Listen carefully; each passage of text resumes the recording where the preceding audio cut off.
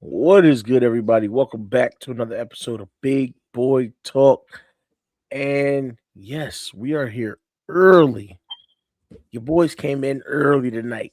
No late night stream. Um, I'm trying not to have this last 2-3 hours. We know people like to go out on their Fridays, have a good time. Maybe you want to kick back with your family, watch a movie, something. So we're gonna get in here and say what we're gonna say and get out of your hair. First and foremost, Jay, we had the stream yesterday, but other than that, how you been? Been doing well today, man. Had to take care of some more adult stuff. Got two brand new tires on the truck. I didn't want to do it, but I had to. No, the back left tire had a tread of 3, so I'm like, man, that's not good. So definitely had to take care of that. Definitely didn't want to be on the side of the road, working the ASCO, working getting an arm workout. So, but yeah, that was good, man. Even though I didn't want to do it, I still feel pretty good.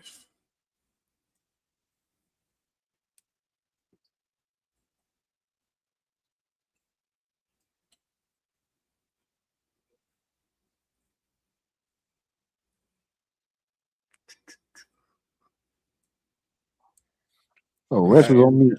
is it just me or is he frozen for you too? Frozen. Because on I my don't end, think it was Jay frozen. is frozen. I can see him moving. I don't. He's not moving on my end. All right, I got to figure out what's going on over here at some point. Is that the But shimmy am, shimmy shake from Jay? Shimmy, I shimmy, y'all, shimmy, yeah, y'all, yeah, I shimmy, don't know about yeah. all that. Mr. Ghost, Mr. Ghost, we'll pick up with you. How's your week been, sir? You know, just getting used to being at work regularly, somewhat. So had that fun, and it's finally starting to get warm, so I'll be less cranky. Still as hungry, but less cranky. It's a good trade off. You know, um, it is getting warmer. It's been nice out. The other day it was like 60, which is nice. That's my preferred weather. Give me 60 to 70, and I'm a happy man. Um, I don't know if the weather doesn't really make me cranky. I kind of if it's too hot, I avoid it. Too cold, I avoid it. So Too cool. What I'm you usually in mean? a pretty good place.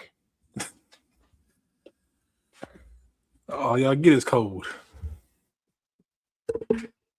Right, he definitely said that like it's not cold at That's what I'm saying. 80% of the I'm like, time. man, what the hell? That's your only option in Connecticut. Right. For me, it's not. That's not cold at all for me. That's Exactly, me. that's the point. Right. When it's too cold in Connecticut, when is that? Because y'all only know cold.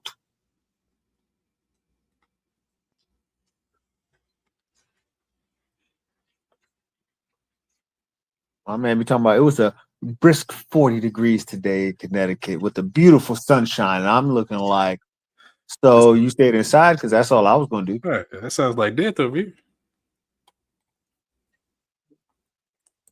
No, as soon as I get listen, y'all gotta understand because as soon as I hit over like 75, I don't want nothing to do with it. So That's what we saying. If it's 81 degrees outside with a little humidity, you be walking around like it's a raging inferno. I'll be yeah, walking yeah, around like, look, this is I'm running dying at that weather. point. This is football weather. This is like, man, get all the kids in the car, man. We just going somewhere, man. Fucking type weather. Well, you gotta understand, Jay.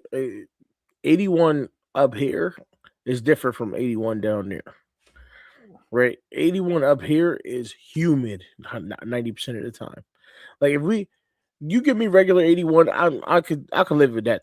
Truthfully, that's not a problem for me. I'll go out, go to the beach, have a good time, whatever. It's when you get 80 plus and humid, that's when it's like, okay, this shit is insufferable. sticky, ears moist, nasty feeling. It's You disgusting. be hoping the buns be sticky. So what's the problem with it being sticky when it's warm outside? Nah, this is a different type of sticky. You know that. Humidity is different, bro. Humidity is just different. I'm used to the humidity. All this shoot. I don't have a if it's not 90 plus degrees, I don't care about the humidity. The humidity don't bother me till it hit 90 plus. Well, it depends on how much humidity it is, right? So some days you'll go out, it'll be 85, and it'll say with humidity is 97. It's like what? That's I'm okay with ridiculous. that. That's thick ass nasty air. It could be 94 with humidity around here, and I will roll down the windows and enjoy it. That's nasty shit, man. That's nasty. Can't do it. Can't do it. But a big part of that too is her size difference. I'm a big man. You know what I'm saying? I'm a big man. I And I mean, like at to one sweat. point we was like the same weight, so No, we weren't. No, we weren't. No, we weren't. Twig man. Yeah, that's you. Nah, we was never. Reg, I was a smooth, probably 280, 275. Probably. I was smooth 275. When I came to Connecticut, you were suggesting pizza places and stuff. I was 275. You didn't see me, but I was 275 at that point. Okay, that still wasn't in my weight. I mean, it's in the range of the ballpark. No, it wasn't in the range of ballpark either. You might have been a 3-4 defensive lineman, but I was definitely heavier than a 3-4 edge. Listen, I'm sorry to say, I was more of a nose tackle, brother. I'm more in the nose tackle range. You wasn't touching me with that 275. We just don't want to know where your nose has been, sir. Just leave that part out of it. We'll be okay. What are we talking about here? I said nose tackle. That is a legit football position. There's a lot of things you can do with football positions.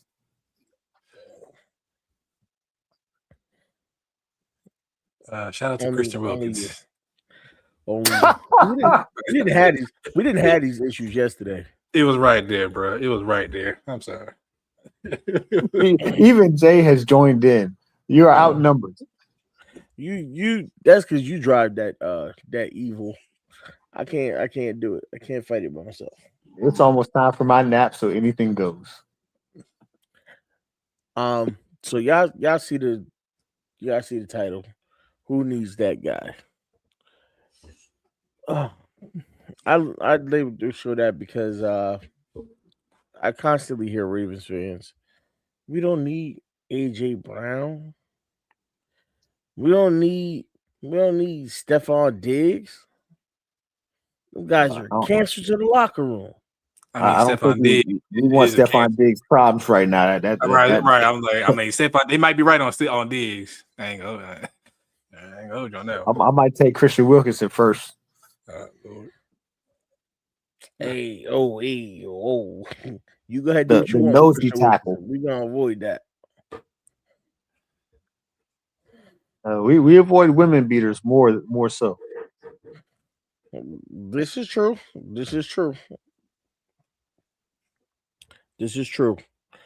And I guess that is one thing. I don't know if that's a cancer to the locker room, but that's not the type of human being you want around your team. So I can agree with that on Diggs.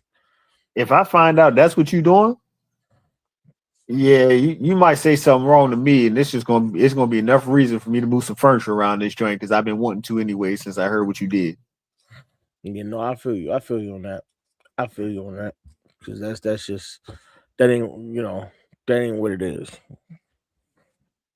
But before I don't even want to talk about it too much because that's one of them subjects that get me just how you get amped up about it. That's one of them subjects that get me pissed off. So I'm gonna try to stay off that. I get about that. That's what I need to know. I'd be ready to stomp a hole in the mouth. You just said I get amped up about like I just be mad all the damn time. No. I'm saying I know that's one of the things that bother you. That subject, like that. Women and kids, yeah. Yeah, and I'm saying that it bothers me too. Like, so I don't even want to get into conversations about it because it's very disturbing. What's good, Chris? So we can all jointly, because of the situation, we can all jointly rule out, Diggs. But AJ Brown, Tell Chris her nephew's sick too. are we truly mad at a receiver for wanting the ball? Highly upset, confused. We can't believe that such a thing would happen. Like, yeah, the man said. Chris said he's sick of you. Nah, I gave him 3 chicken thighs. He ate one, and he's just pawing at the other 2. So I don't know what the hell's going on with him. Try to dress it up like it's some home cooked foods. Maybe he'll eat it then. Yeah, maybe he's like, yo, can I get something different? I had a lot of chicken this week. He had cilantro, lime rice, peanut butter, coconut oil. I forgot what else he had in his bowl yesterday. I guess now he's gotten spoiled, and he's like, "Yeah, I need more of that rice." But Man said sorry, lamb. player, we ain't got no more of that rice. Man said lamb chops, steak. Right? Turkey leg, throwing a turkey leg every once in a while. Yeah, You know what I'm saying? well, I don't usually. Actually, yeah, he had some wings late last month. So he had the turkey wings and he had the turkey legs because I had the whole turkey, so I cut it up and fed it to him. Look at just a good caregiver right there. Let me just give you the whole turkey in sections. That's no love Thanksgiving. Right there. He's really acting weird. But AJ Brown, I'm sorry, I don't know. Like, it's not like the man fell off a cliff or he's not talented anymore or anything like that. He just has a problem with his QB can't get him the ball, or is just choosing not to get him the ball. And I think that's every wide receiver in the league. We've seen when, just for example, when Bateman wasn't getting targeted, he said something. When Hollywood Brown wasn't being targeted, he said something. Well, Bateman is probably the right message, wrong messenger type of situation. Well, the 3 receivers that he named dropped important passes. Well, I mean, AJ Brown dropped them 2 passes in the playoffs. Hollywood ain't dropping the playoffs, but during the season, boy, yeah. You know what I noticed? Hollywood Brown and Mark Andrews traded places. In the regular season, Hollywood would drop everything. Mark catch everything. As soon as they hit the playoffs, you couldn't even hit Mark's hands. Yeah. Again, he could donate his fingers to JPP. I'm sure he'll use them better. Probably not. Again, blown up again. That's messed up. At least I give him the benefit of a doubt. Can't do it. I ain't even look. I ain't even part of that. So, I'll save that one. Looking into this year, what are you, Jay? We'll start with you. Mm-hmm. What are you the most excited for looking into this year? I mean, whether it be in sports, out of sports, just in general, what are you the most excited for? For the rest of the year, since we hit the 3rd month mark, the draft. I can't. Definitely excited for the draft. It's like a national, holiday for me. Some people like Kwanzaa, Christmas. Some people like Thanksgiving. Other than my birthday and Halloween, those 3 days, 4 days, I'm locked in. Like what is my team doing? Who are we picking? Who's going to be the next set of Panthers? To help lead us forward, especially now for this this time, since we actually gaining some momentum and some expectation. So definitely this draft is going to be very critical. Also who the Ravens are drafting. Matter of fact, yeah, who the Ravens are drafting, because for so long, I've been wanting y'all to fix the O-line, to help Lamar. But now EDC may, even though he just let another center, get traded, to another team. That's neither here or there. But he might have a plan. Him and Mentor might have a plan. We just don't know yet. But it's not looking good right now. Yeah, it is looking a little tough. But I think they'll figure it out. Okay. What about you, Mr. Ghost? What are you looking forward to? I'm trying to give me a new little side piece. So when I hit Texas to go watch the motorcycle race, I ain't out there looking crazy like a weirdo. Oh, and I'm gonna buy me a second bike so I can do another bike build. Ain't no more side piece. You know what I'm saying? Jay, wrong comment. What you mean? Wrong reply to that. It is something wrong with it. 100% something wrong. When it comes to beat, no, it's not. Now for us, hell yeah, it's wrong. Listen, you can't just come out and say it the way you said it. Because if Kay was listening, she'd be like, "What?" And we'd already had your ass whooped. It wouldn't have been nothing I could do to save you. But Kay knows I'm devoted to her from the end of time. Listen, I'm just saying. You just got. Who you think he is, King the Conqueror? He said, "From the end of time, I'm devoted to you." Yeah, he did say that. I tried to leave it alone. Why don't you leave the man alone? I'm Justin Timberlake in that one song. No, with Beyonce. All he's saying is that it's endless love. All right. That song too. That's all he's saying. I mean, it just sounds like he at the end of time waiting, like, girl, all my life I've been waiting for you. All right, I have. Hey, I respect it. I'm just saying you gotta watch how you come on and say certain sentences. You know what I'm saying? True. So, B says side piece. You like, ain't nothing wrong with the side piece. You can't say that. Not like that. Not like you gotta switch it up. You know what I'm saying? Gotcha. You're like, all right, context, B, I respect it, context, get your side piece. I hear you. I'm just trying to keep this man alive because I know how happy he is. You know what I'm saying? Happy. Yeah, I'm pretty. I'm making it. I mean, I understand, Jay. My couch is pretty far away. It'd be a long run. A very long run. Nah, Kay, the type of girl, well, she's gonna hunt me down. Maybe like, I can smell you. I smell fear. Like, oh shit. Yeah, you see, and that's what I'm trying to save you from. So, for me, this is gonna sound a weird one, but I'm actually looking forward to some spring football, man. Obviously the draft and everything, I'm gonna love that for the Ravens, but the UFL, because I look around the league, I look around the NFL, I look around college, and it's like we said with this draft class, all the potential in there. The UFL is a spot where a lot of these guys could end up. You know what I mean? After trying out and they don't make teams and stuff like that, the UFL over the next couple of years is gonna have a lot of good talent, and it's gonna really turn into almost like a developmental league where you'll see some guys go down there, get better, and next thing you know, NFL's calling them back up to say, "Hey, we want to give you another shot." So what you're saying is Dan Faalele, is going to be appearing in this UFL league? Honestly, I believe so.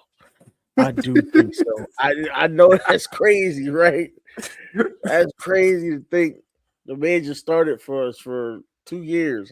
Yeah, put some air quotes around that started. Yeah, I did. I actually did. I just don't have my camera on so you couldn't see it, but I actually did put the air quotes on there. Started my ass, man. Shit.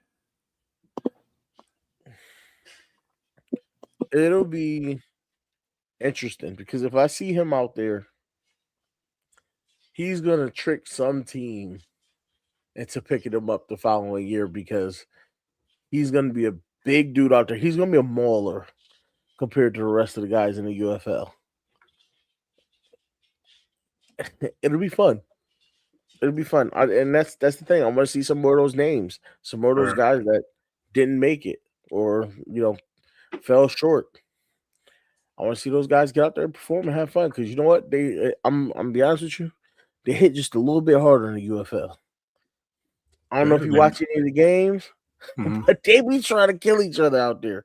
No, I definitely remember. I don't know if y'all remember the prospect. Was he out of Cal or something? But a couple years ago, Paris Ford. Yes. Yeah, there's like 10, 11 of those guys just trying to take your head up just because, like, yeah, you're trying to set the tone. You're trying to get put on notice. The more highlights I have, the more of a chance I get like a training camp invite. So yeah, coming across that middle, it's a business decision. And every year, teams bring guys up for visits too from the UFL. Right? They playing 90s NFL. Yeah, exactly. Ryan Dawkins, Ryan Clark, Rashawn Taylor type stuff. Speaking of Ryan Clark, you notice they did a pivot special episode today so he could walk back those comments about Kyler Murray will be better than Lamar Jackson. Oh. Well, yeah. Well, I respect Ryan Clark, the player. I'm not sure about the analyst or wherever this version is. Sometimes people say things just like we said Acho did yesterday. Or just like we said Shady did yesterday. Sometimes people will say things to draw a certain amount of attention to get clicks. And I think that was one of those because there was nothing that even screamed that level of potential or talent for Kyler Murray. Nothing. Did he show talent to be able to be a possible starting quarterback, and be decent? Yes. Did he show carry a football team, elite level QB? No. Never showed any of that. I didn't even see that in college. So when somebody says that and they're coming at the most polarizing quarterback in football, it's just for clicks and, create a conversation. But I will say, when Kyle Murray and when D-Hop was first traded from the Texans, wrongfully so, that coach at the time, which is hating on D-Hop, the Cardinals had a little bit of momentum, a tad bit. When they started that one season 12-0, then they just folded. I don't know how the hell that happened, but it was there. It was definitely there. But now, who do you think the Cardinals going to choose at quarterback though? If it's not going to be Kyler, because it can only be Malik Willis, Geno Smith, Kirk Cousins, or just like you said yesterday, just gamble on one of these prospects in this year's draft, or wait till the next draft, or just tank. Honestly, I'd take if it were me, I'd get Malik Willis, and then I'd draft one of these young guys in this draft, right? Not early either. I draft them late. Draft one late. How late we talking? I'm talking late, 6th, 7th round. Because now in the end of the 5th. Well, so hear me out. Now you're looking at putting yourself in. You're gonna attempt to win, and if this team can't win, you're still gonna put yourself in position to go get one of those quarterbacks next year early. But next year it might be. Look, man, listen, man, just choose one. It ain't that hard. Between Dante Moore, between Lenora Sellers, between Arch Manning, if they all take a step forward, really just choose one. And we want to say, I prefer the Cardinals or some other team do it. Keep Lenora Sellers out the NFC South. That's what I'm kind of banking on or baking for. Please keep that man out of there. Please. I'm just saying, Hey, maybe. imagine if you're the Cardinals and you sign Malik Willis and um you draft, let's say, Haynes King um Okay. or Jalen or even Taylor Green late in the draft, and things don't work out. You still end up in there early, and you go get Lenore Sellers or Arch Manning or somebody. You're looking at a stacked quarterback room for the next couple years on rookie contracts. Think about that. And that's what I'm aiming for. If you're the Cardinals, I think that's what you want to aim for. Because say, you know, they go get one of these guys next year and they either don't pan out or they get hurt. Well, now this other guy's had a year to sit behind Malik Willis and try and learn something. He may be able to step in and provide a little something. So it's just staggering QBs and trying to build. If obviously you're hoping that next year, if you don't get lucky this year, next year you got your franchise quarterback early in the draft, and that's the plan. But you also don't want to obviously be tanking, so you want to sign a guy and make it look like you're trying to compete. Hence why I say Malik Willis. Yeah, I think it'd be a good fit for Willis because if what's that dude's name? If Jacoby Brissett can come in and like look damn near fantastic, who says no to why can't Malik Willis? If they don't trade MHJ for some reason, if they they're gonna keep Trey McBride because Trey McBride is their offense. If they beef up a little bit more on defense, which last year's draft they kind of did. I mean, they're kind of right there. A little bit, just a tad bit more consistency on offense. Yeah, I mean, they were close in a lot of games. I'll say this: imagine, and Malik Willis did good stepping in for Jordan Love last year with Green Bay. Mm-hmm. So I think he would be the guy. He's the guy I think has the most potential in free agency right now, as far as QBs go. The rest of the guys are like veterans that you don't want to overpay for a guy that you're hoping to only be a 1-year rental. All right. So I think Malik is the way to go for them, for the Cardinals. And again, unless Malik or a guy like Tyler Huntley. No, come on, bro, stop it. No, seriously. Seriously, if you want a quarterback, again, you got to remember the plan. The plan is to get a guy next year early. So if you want a quarterback who's going to come out and compete every game, so it don't look like you're tanking, he's the guy. He's going to come out and compete. He's not necessarily going to win. But even the Ravens.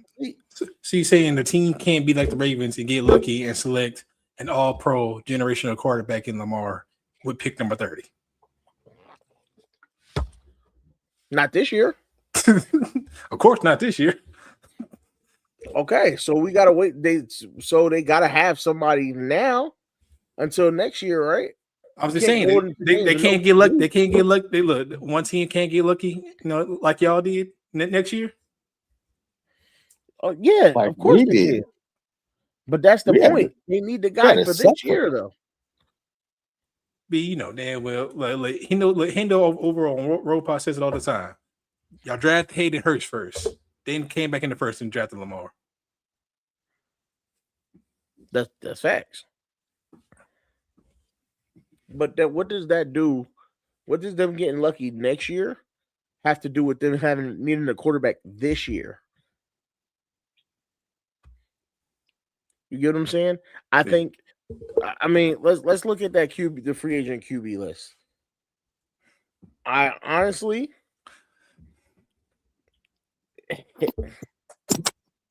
he might be. I know you're gonna hate the fact that I'm about to say this, but He might be the best choice out there next to Malik Willis. Tyler Huntley might be the second, third best quarterback on the market. I mean, yeah, he might be right, but I'm just saying teams are currently releasing, players left and right. So, I mean, I know the QB might join the fold. No, in a couple of days. That's true. But as of right now, ain't nobody really looking at Aaron Rodgers like that. I forgot about him. You know what I'm saying? Ain't nobody. We see what Kyler Murray can do, isn't it? You have to build a very special offense for Kyler Murray.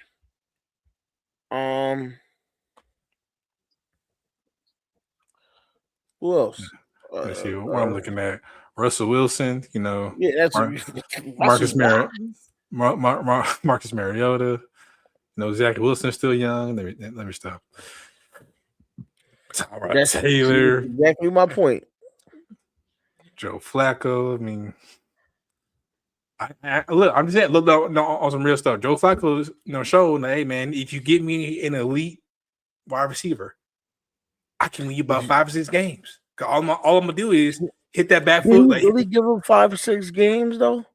Did he really give them 5 or 6 games? Be honest. They didn't lose. Look, some games they didn't lose because guess what? Look, if Jamar Chase open, yep.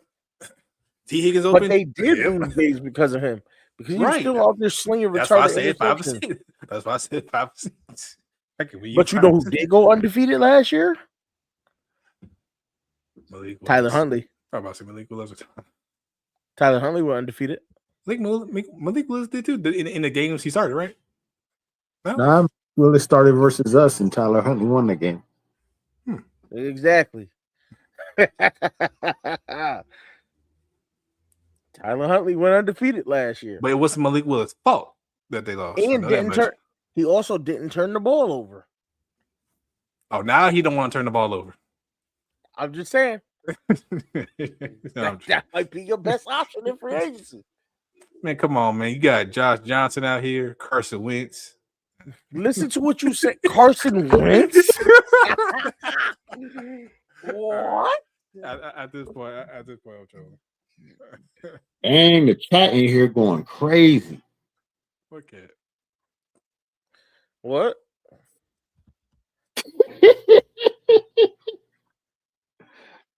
Diabolical.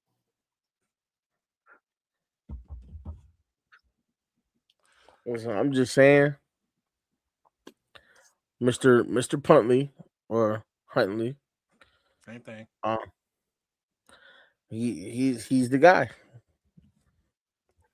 I mean, he is a Pro Bowler, so exactly. You don't want Tyrod Taylor, right? Kenny Pickett, Jimmy Garoppolo. Did you just say baby hands? Baby hands is out there. Man, look, my man Teddy Bridgewater still got it. Bro, why is Case Keenum still listed as a free agent quarterback? You're like picking up Case Keenum, Mitchell Trubisky. I could see somebody taking a shot on Trey Lance, but not to be the starter. My dog Connor Bazelak. Yeah. Yo, might as well go get Easton Stick. Oh man! I'll tell you what though.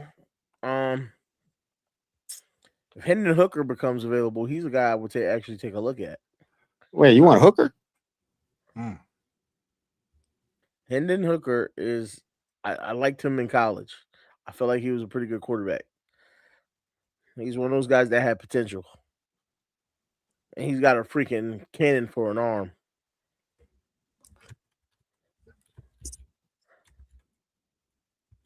I wouldn't be mad at that. But that is a sad ass line of QBs. Yes, it is, and this is a sad ass draft to go along with it. Might be the worst ever. All around.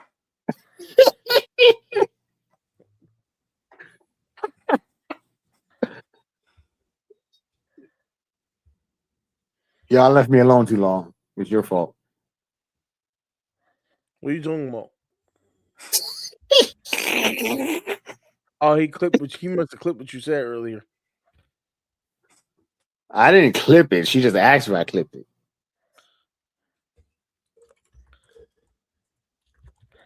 Jay said I should be out here and be a full-fledged pimp. That Jay, okay, don't listen to B. Jay ain't do nothing wrong. Jay ain't do nothing wrong. Don't listen to B. He said he had endless love and that he will always wait for you all the way at the end of time. Don't listen to B.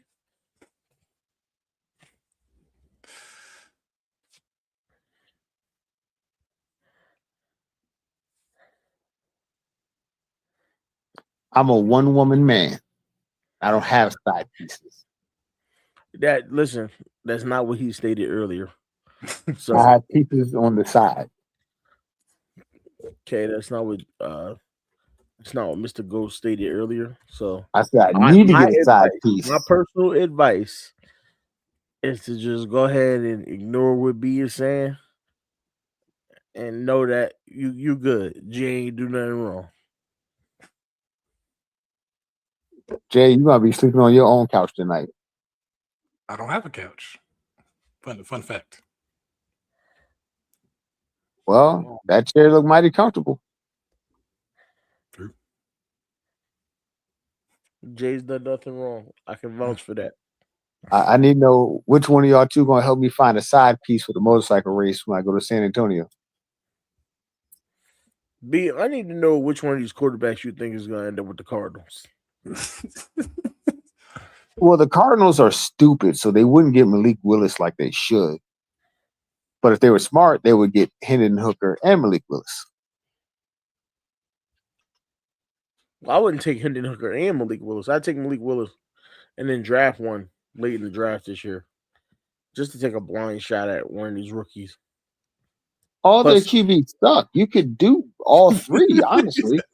I mean, like they don't really have anything. You could literally get Malik to start, get Hendon to back him up, and draft a rookie to put on a practice squad. They need help. That's true. I mean, these kids, they need goat milk. They don't need regular milk. They need goat milk.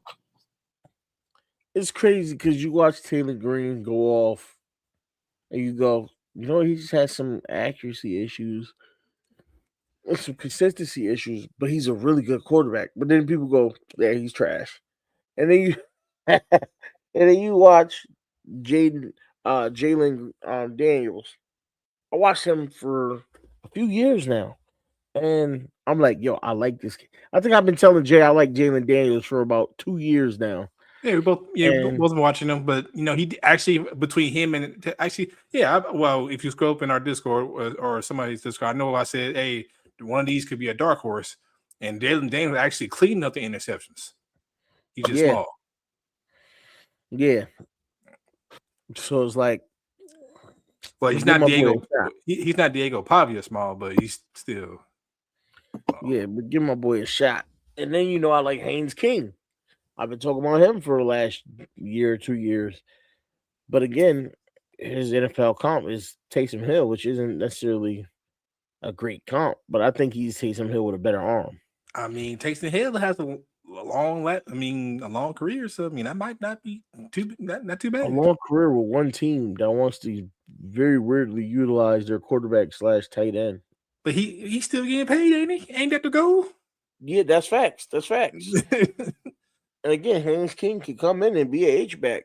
He could be a quarterback / H-back. He absolutely can. Hey, here's what I want you to do. Now, on his quarterback, on his RPO, you know, if somebody like Alvin Kamara or Jeremiah Love, if he takes the defense, I want you to run as fast as you can. Keep the ball and run as fast as you can. Can you do that? All right, break. He's fast too. Yeah. What did Haynes King run? He ran a good. I think he ran a 4.4. Yeah, 4.46. Still, yeah, he ran in 4.4s. Yeah, and that was the second fastest time for a quarterback. Mm-hmm. Don't get me wrong. I know 40 times it was a 4.46 on the nose. Thank you. You're very, very good there. I try sometimes. I try. That's outstanding number for a quarterback. It is. He's going to make plays. See, I But look no, at this. he's definitely gonna be like a preseason like darling. Like whatever team just brings Higgins King in for a training camp. Yeah, he's definitely gonna be a preseason darling. Hell, might even attract some viewership. You never know. He's going to be a better quarterback than Luke Altmaier. I mean, that remains to be seen. But you're not wrong. Right now, you're not wrong. I just don't know what to expect. And that's the beauty of off season. Question marks everywhere, but hope is at an all-time high. Oh! Whoop that trick! Whoop that trick! I knew Whoop that trick! Whoop that! Oh, my bad. that's what Kay was about to be saying tonight if Jay ain't clean up his act. Right.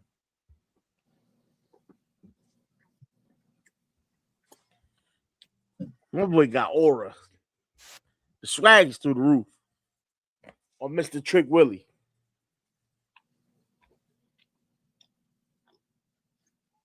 We just gonna let you enjoy your excitement.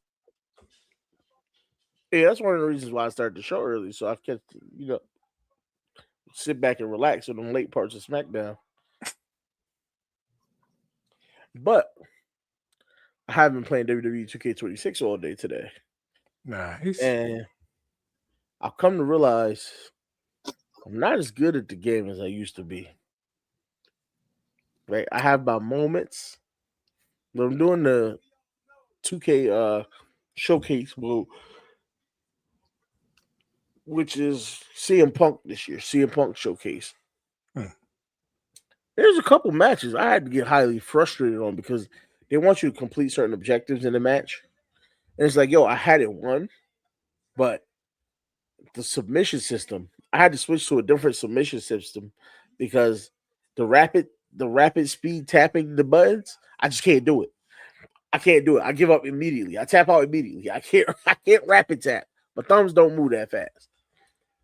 And switching the position of the controller don't work. I start fumbling with the controller. So switching positions and whatnot. What's going on here? Well, unlike you, sir, I'm talking about maturely playing a video game. I mean, you could call the other thing a video game also. It's a lot of excitement and everything going on. Oh my.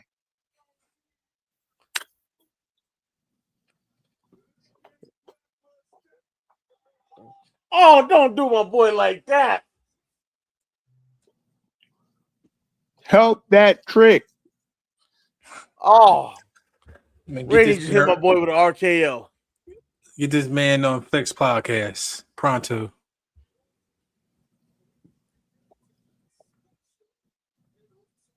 No.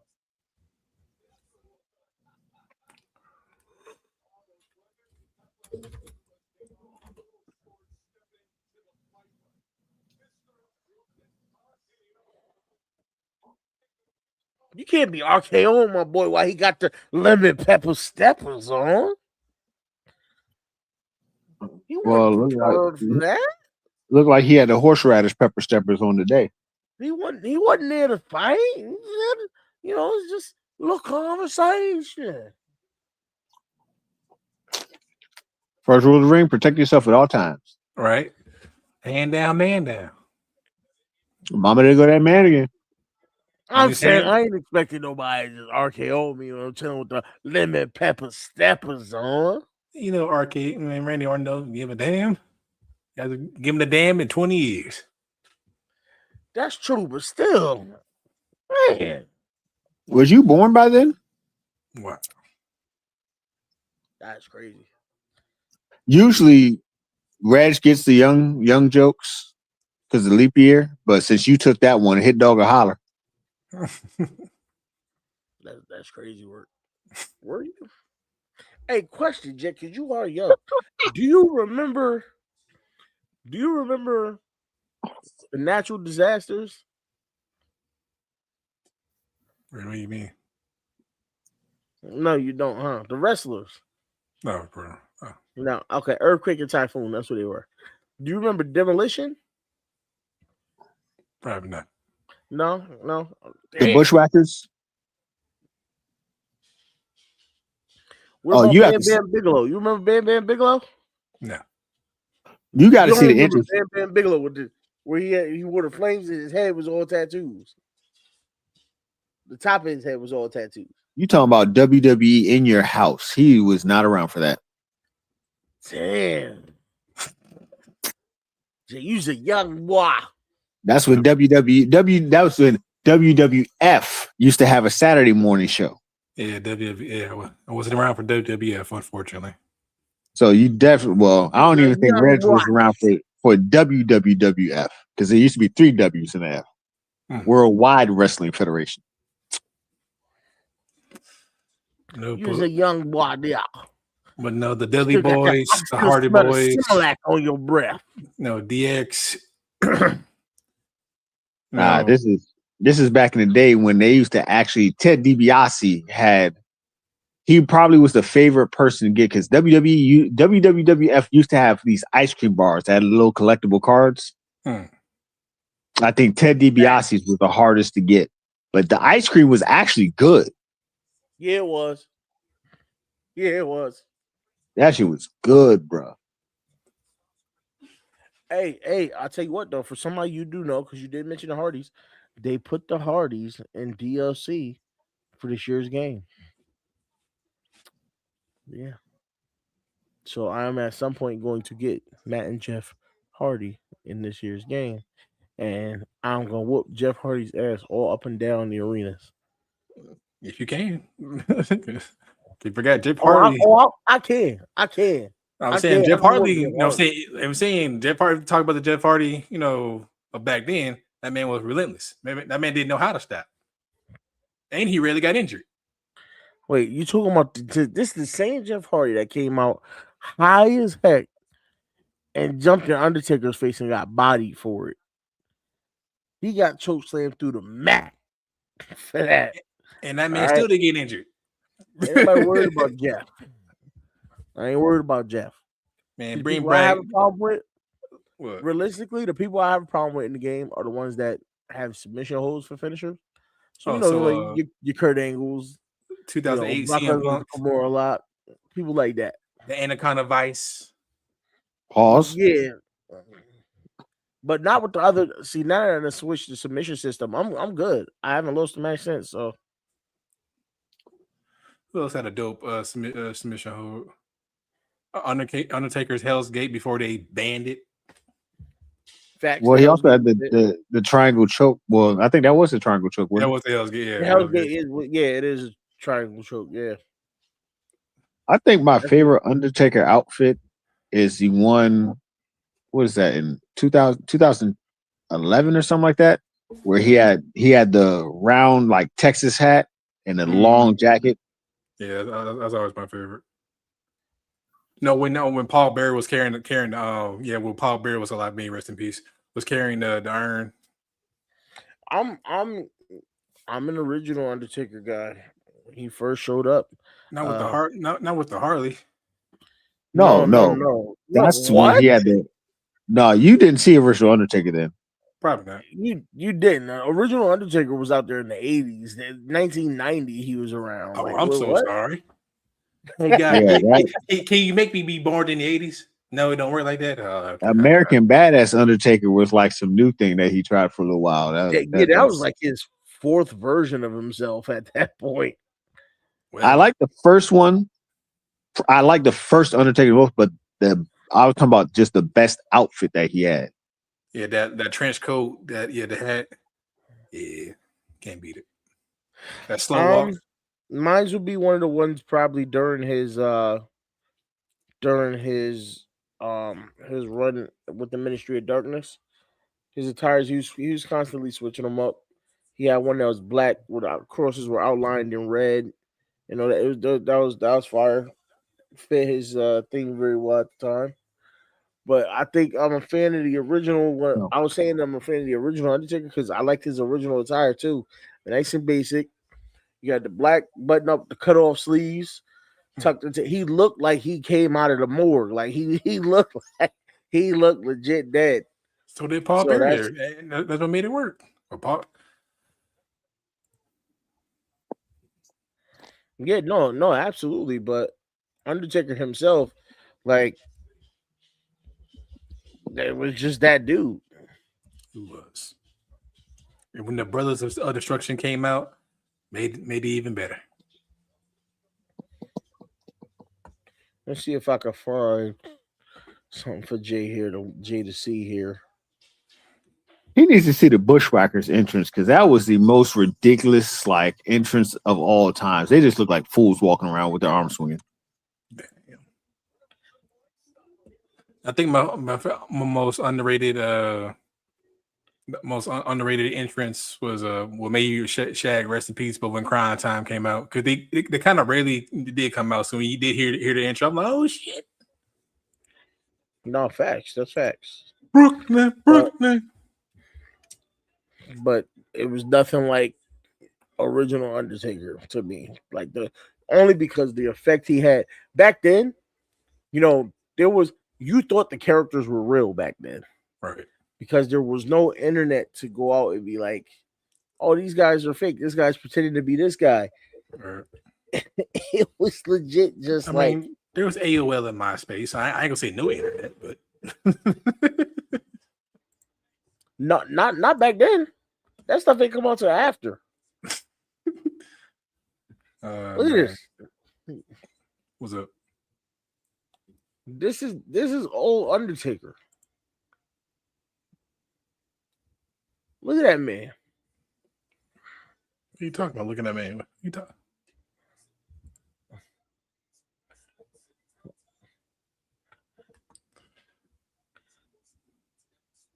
Look at that man. I'm not gonna lie. I'm digging. I'm digging the purple gloves. Well, purple is my favorite color, but purple is my favorite color as well. Yeah. But yeah.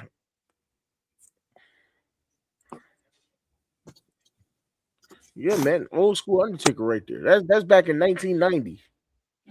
All right, 1990. He actually used to look dead. Let me see if I can find something from his original debut. Survivor Series, 1990. Man, had the mutton chops back then. Good lord. Yeah, the mutton chops. He had like the white. He put the white face. Look at that man. That man don't look alive by any means. And the phone. What the fuck?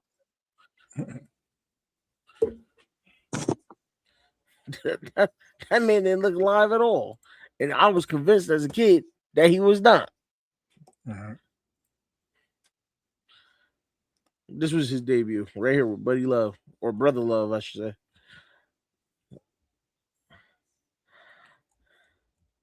Him and Brother Love. I remember that. And I'm pissed because they decided it was okay to not put that version of Undertaker in the game this year.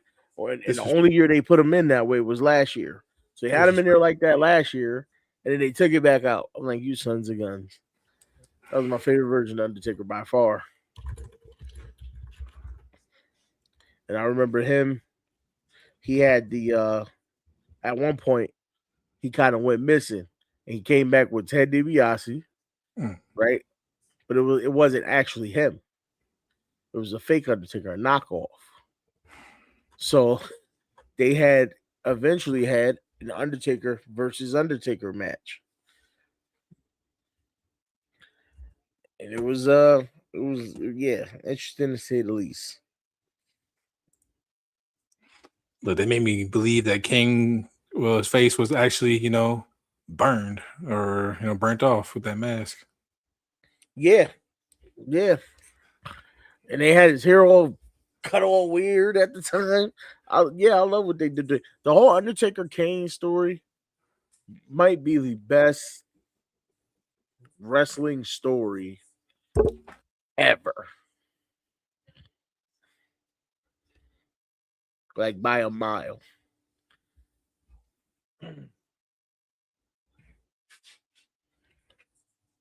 I'm sorry, y'all, for us nerding out real quick, but that's what we do over here, all right? We love our wrestling and things of that nature over here, right along with our sports. So we nerd out, we have a good time, we talk about it.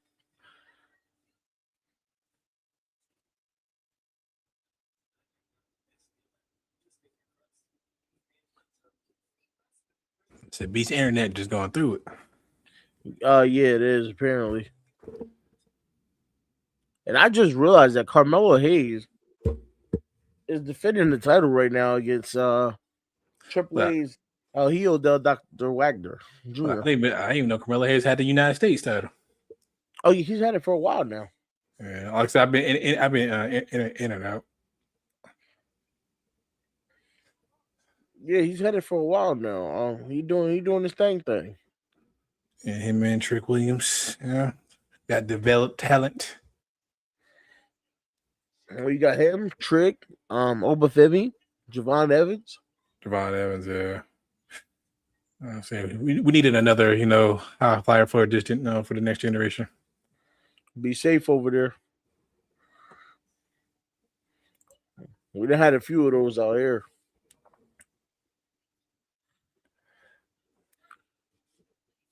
Chris, B do what he gonna do when he gonna do it.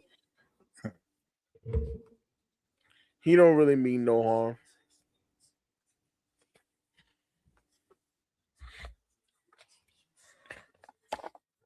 His internet going through it right now, though. Like for real. This Atlanta. Atlanta's unpredictable.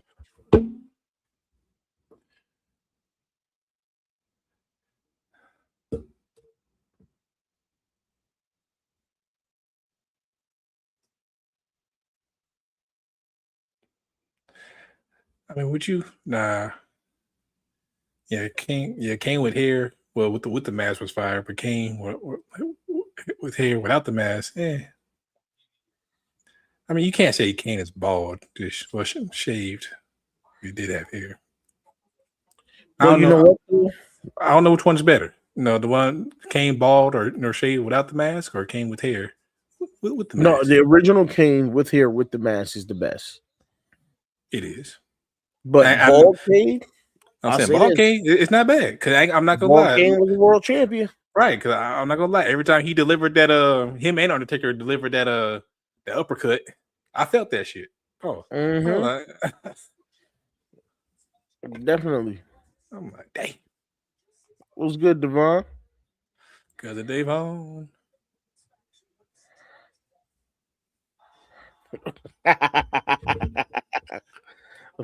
We'll give you one last shot. You there? Yeah, I was trying to pin the damn page, but apparently that doesn't work on a phone.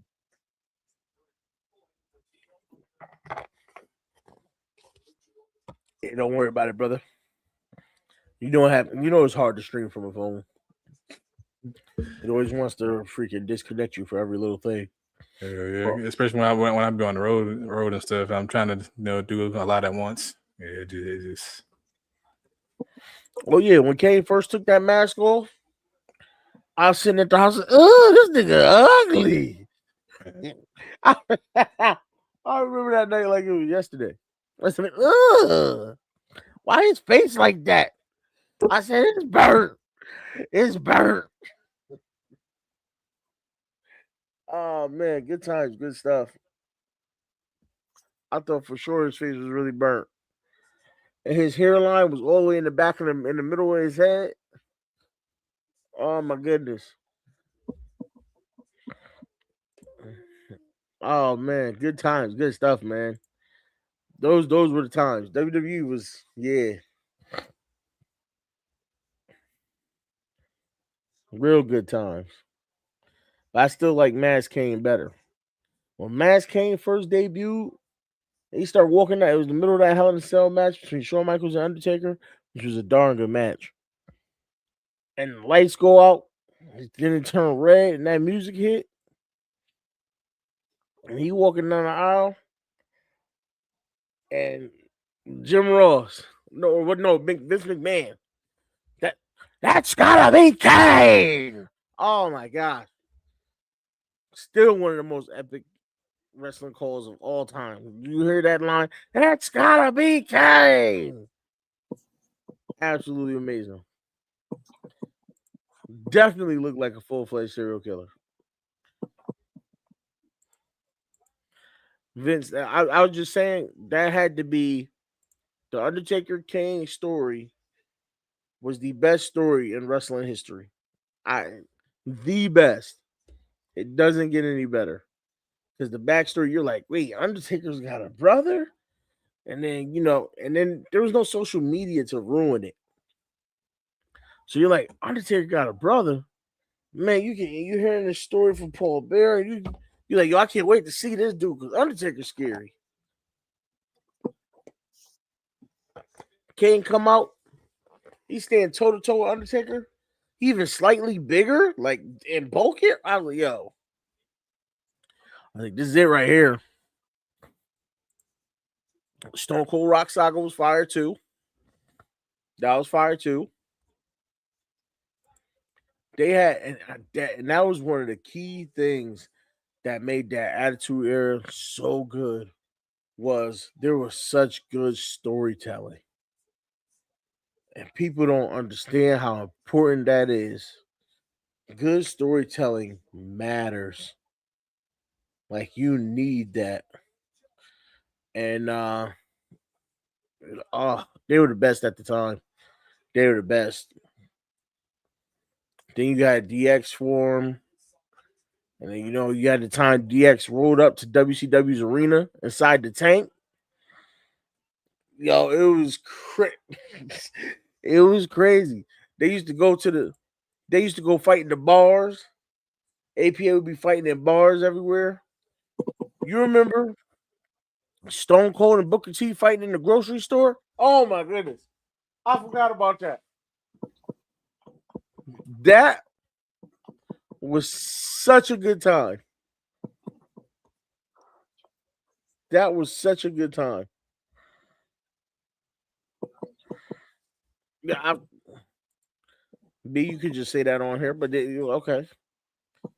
I mean, Stone Cold and Booker in the church was probably better than the grocery store. Stone Cold and Booker in the church was good too. It was hilarious. But I like the grocery store because my boy Stone Cold said, "Price check on whoop ass." I started dying. I started dying, especially when he first started talking to him over the loudspeaker. That's what did it for me. That's what did it for me. But they was they was funny as heck.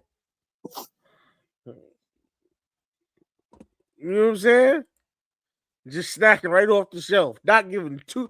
And I always said, I was like, yo, I wonder how much they paid the people in the store for them to be able to do that.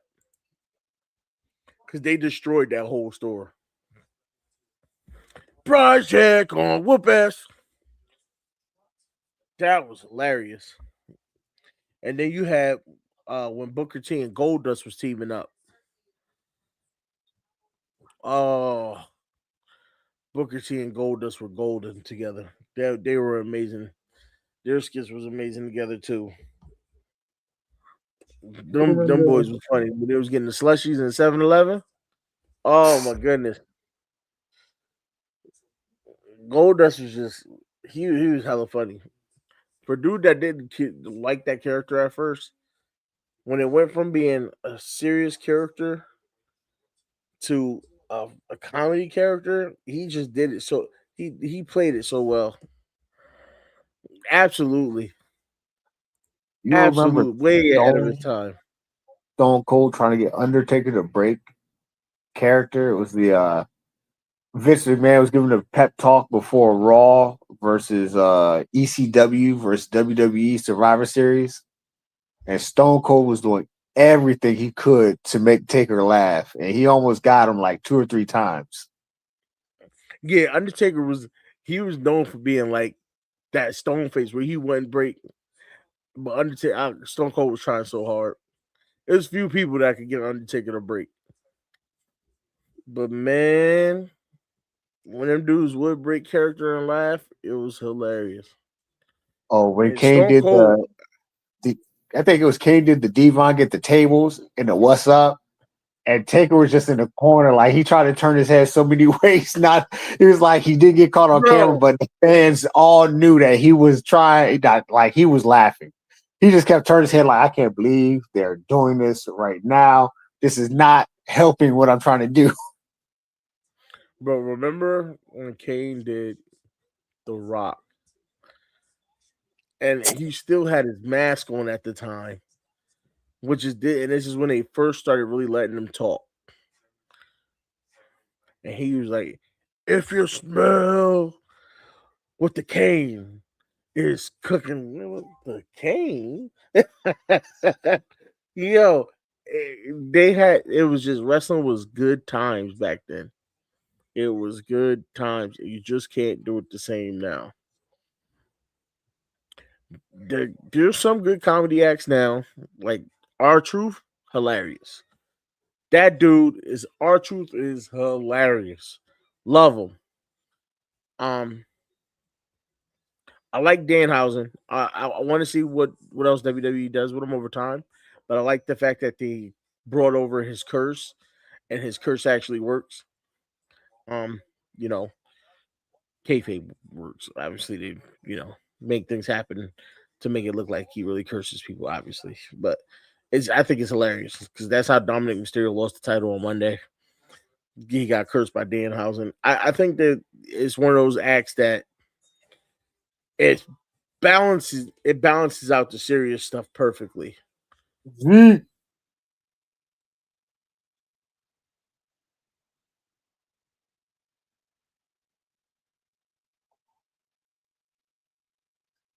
Okay, did something happen? Okay, so it My wasn't me bad. this time. I'm about to be like, how? I'm like, not. Hey, you know what? Nah, I'm just going to watch what sleep. I'm doing. I'm over here hitting buttons. Zeke, it's good, Zeke. Yeah, it's kind of turned into us hanging out talking about wrestling because I'm a wrestling geek. I could do.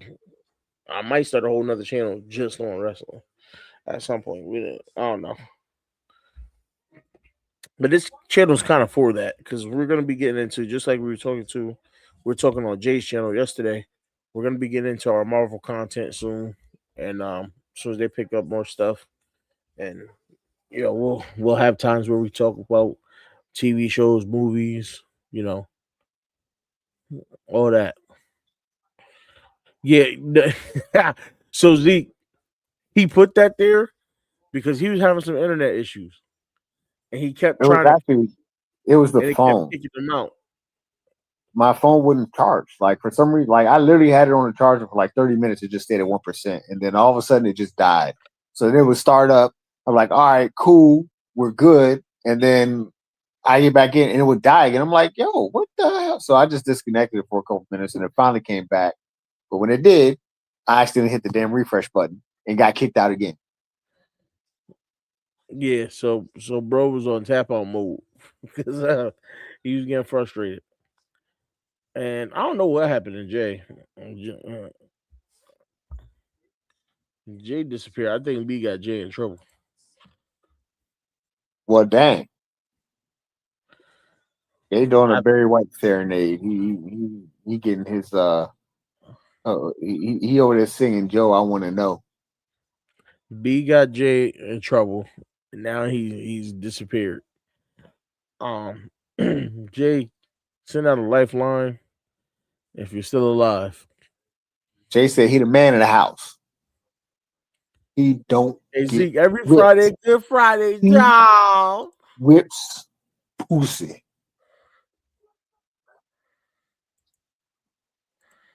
Every Friday, Good Friday, dog.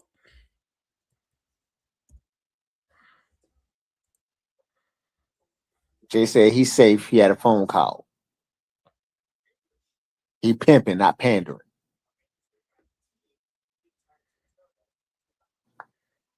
Shoot, you need to worry about your nephew. He only ate 2 of these chicken thighs. And what are you whining about? I'm sure he chilling, bro. He chilling. Oh, he's over here whining like he been abused or something. Like, I don't know what's going on with you, buddy, but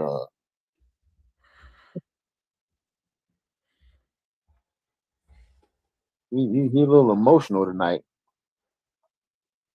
Maybe he need a girl to ride. Well, nah, that's a Diddy song.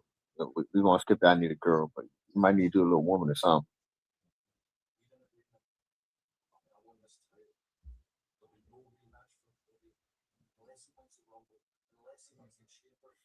I guess he's saying well, maybe Ghost need a new mama. It's getting a little warm outside. He said, I need a mom to, walk me around the park. We are not using this channel for a dating profile this time around. Last time that failed epically. So we're not trying that again. We're gonna have The to go goat need a about woman, this not different me. way. The dog need a woman, not me. Hey. Not your funky ass breath.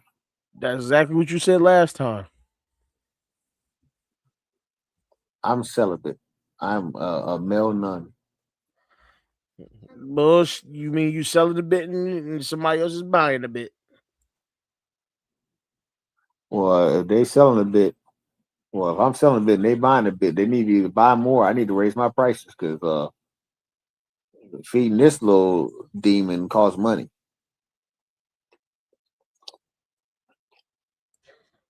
I mean, why demon though? Because he eats like one.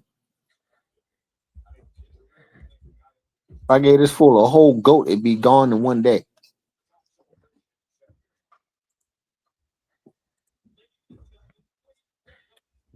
That's messed up. Demon's too much.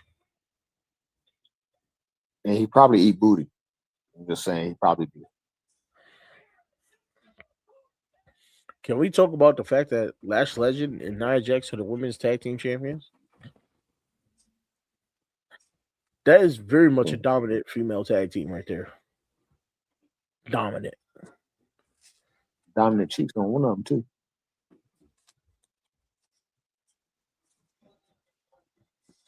You said dominant cheeks on both of them? Oh, okay. I said on one of them. Yeah, I feel like you said both of them. That's not what we're talking about, though.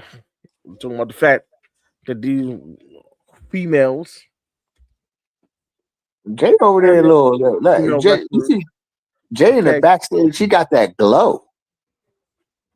It's just a lighter. Oh, so you just had to light you a blunt. Okay. I don't smoke. That big ups to you, Jay. I don't either, by the way. Just want to put that up. I don't smoke, but I do eat. Don't we all? Fun fact: I've never smoked, ever. Man, I ain't gonna ruin this singing voice. I ain't gonna lose my most dominant weapon. Love you too, honey. Good night. We was just talking about dominant things. All right, now go ahead now. You see what she said? That's why I said the man got the glow. He trying to act like it's only lighting. I said he got the glow. He said, "Oh, it's just the lighting." Oh, you must have lit something because you came back with the glow on. I mean, I wish I could. I wish I could lick her, but Whoa. Talk your shit, Jay. Talk your shit. I'm just being honest. But whatever Future said. I know, but it's not late enough yet. It's only 8:48. It's not our fault you started early. It is because we only started just over an hour ago. So even if I started on time, it still wouldn't be late enough. If you start on time, it would be like 9:45, which is in the 15-minute grace period. There's a tampering period with YouTube After Dark. No, sir, it wouldn't be. It would be 9:15. We usually start at 8:00. Appreciate it, Avon. But That's not the point, Reg. But Davon, fun fact: I use coconut oil, no Vaseline. I think you got Jay new nickname right there.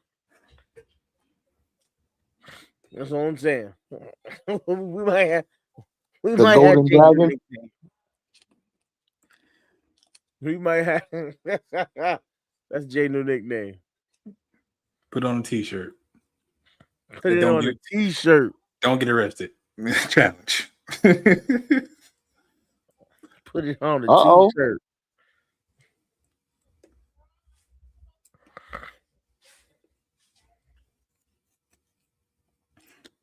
Yeah.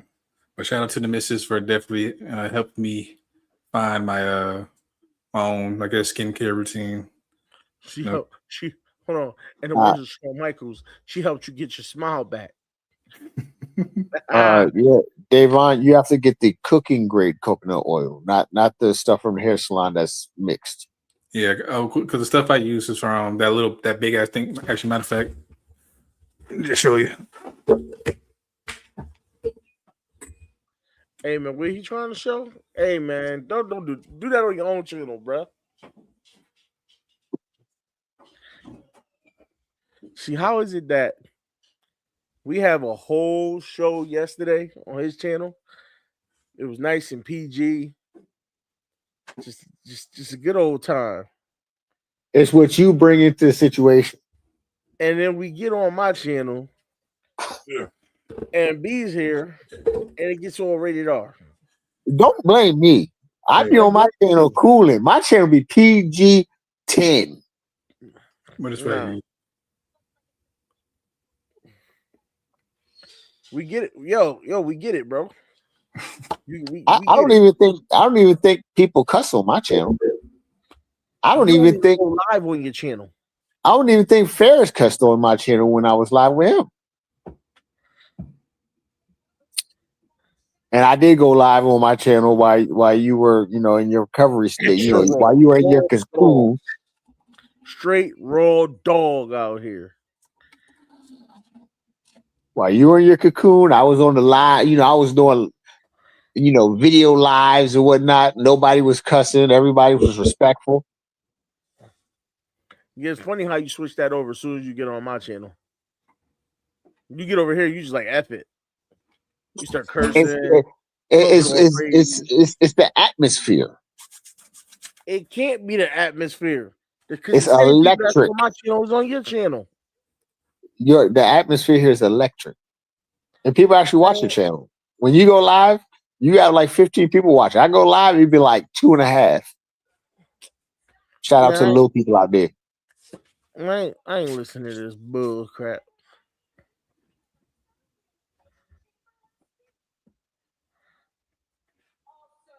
Oh man. Yeah, nah. See, yeah, it's definitely a Friday night. It's Friday night. She said the South got something to say. That the South do got something to say. Jay right there on the screen, moisturizing. And somebody reaching for their 40. You know what I'm saying? That's what's going on right now.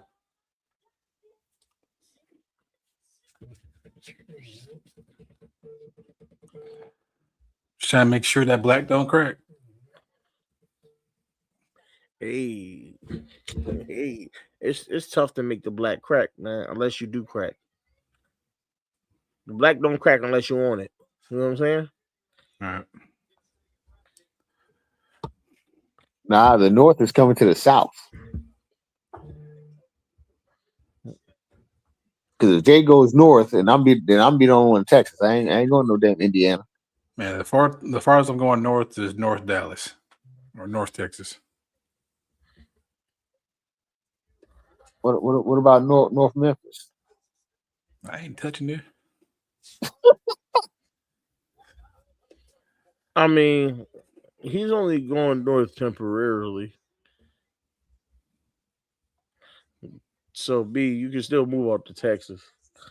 Hell yeah, moving to Texas. It's warm. Every time it gets below 50 degrees in Maryland, I'd be pissed for like the next 4 months until it warm back up. Yeah, Chris, B said he moving to Texas. And for some reason, because he moving to Texas, they try to make me leave my home. I'm not doing it. I don't know why you're hating the best parts of life. You're stopping your own happiness. I'll come visit y'all in Texas though. I will fly. Zeke said I want to move to Texas too. Zeke said don't leave me out. Look, I'll fly Ghost. I would drop ship, go straight to your house with no return address. And ain't gonna be no doggy support because by the time he go through that first 4 packs of chicken, and wait, she always talking about getting him some turkey and some steak. Yeah, about 1 weekend, you're gonna be sending him back. 80 plus already? I can't do it. Nope. I'm good where I'm at. I'm happy. I'm happy here. He in Carolina, that's different. It don't matter. I'm happy here.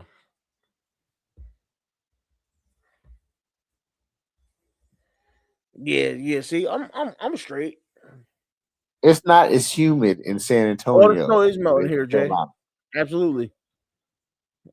All the snow is melting here. Headed out west? What? Chris going back to Cali? Going back to Cali. Oh.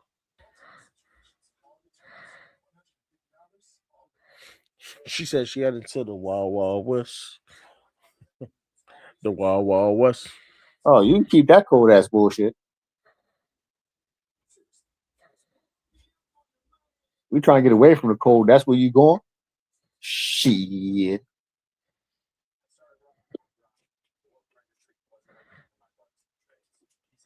Look, you can take this dog with you. Just don't bring him back.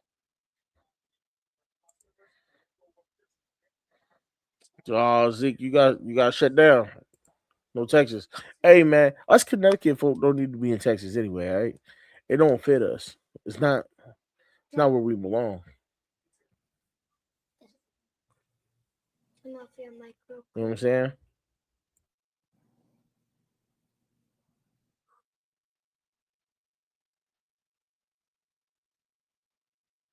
Yeah, what sliders y'all talking about? Hold on now. Feel like it's some things I need to know about.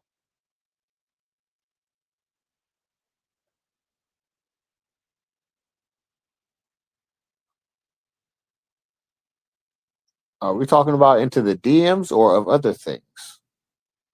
Questions that need answers ASAP.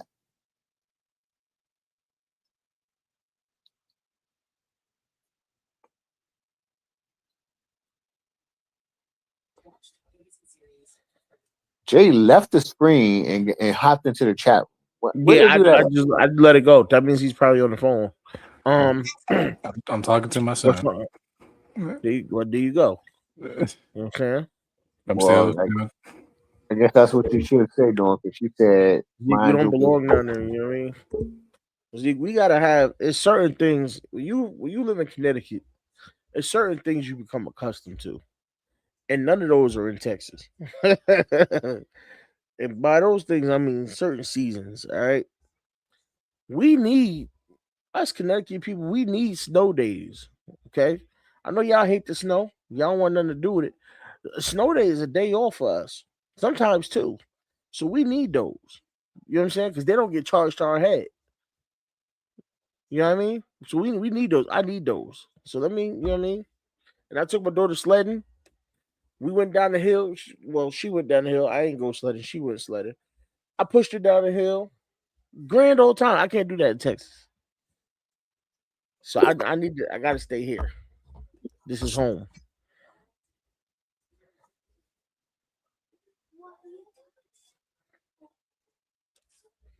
You know what I'm saying? Tell him, cuz F that snow.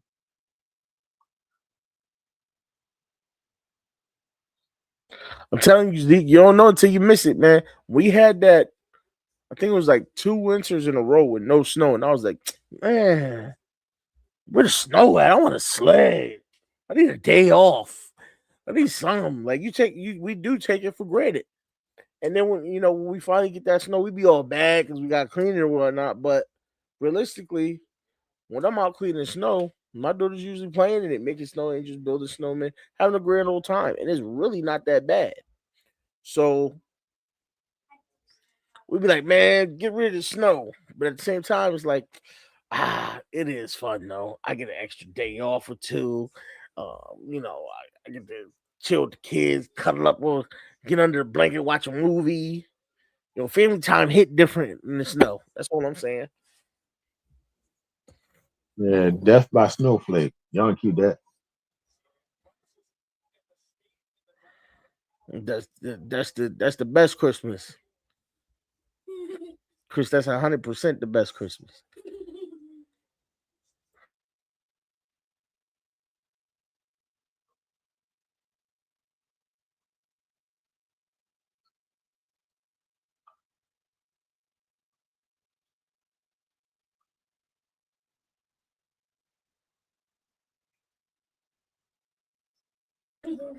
B, you good? Who, me? B, yeah, you. Yeah, I'm just You don't. chilling. You only be in here. You got quiet. I got nervous. I thought all the talk of snow might give you a heart attack. Probably, but I was thinking about when I'm finna put an air fryer right fast. I ain't gonna hold you. I fell into one of them food dreams. I didn't even realize I was gone. Man, that's tough. Hey, K, you gonna miss that when you down in Texas. And you know what else you gonna miss? People that know how to drive in bad weather. Because they don't know how to drive in bad weather in Texas. You know, They be all she's over not the gonna place. miss. She's not gonna miss the bad weather. She gonna miss the bad weather. You always end up. I know people that's moved down south in different areas, and they tell me all the time. Like one of the things they had their moments where they're like, "Yo, I miss having this snowy Wow. Christmas." People do So it they all the just time. It's one of those things that when you're used to certain family things, and it's got to be a family thing that causes it.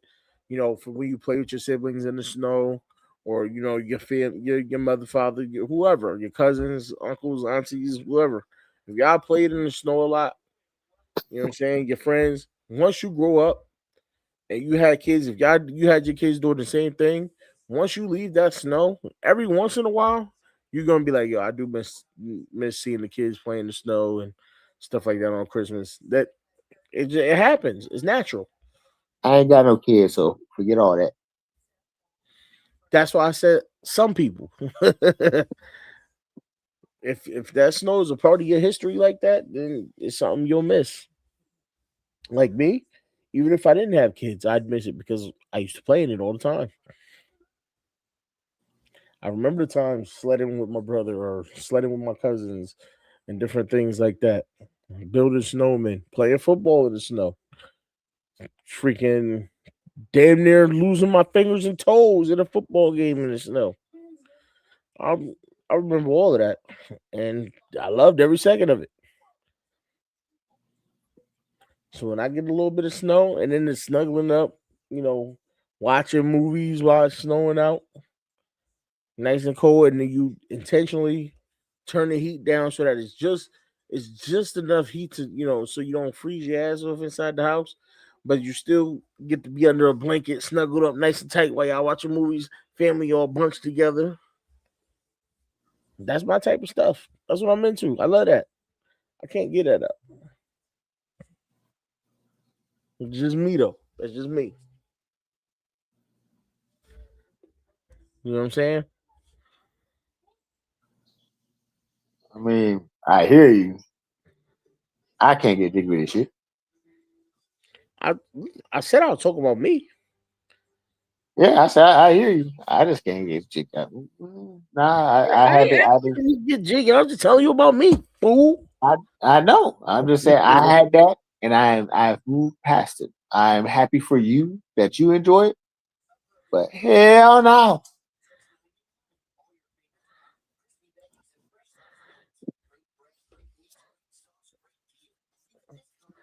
Yeah, man, I love that. That just unlocked a core memory. Yeah, yeah, good times, good stuff. It's Miss Lola's having a good time too, listening to the conversation. Now Shiloh pops up. She I goes, needed "Why you backup going to all basketball when I was stream, sledding?" and I ain't getting no help from Shiloh all stream. Now she want to show up when I've done creating havoc and trouble. Core memories, man, from when I was a kid, playing football outside in the snow. I unlocked the core memory.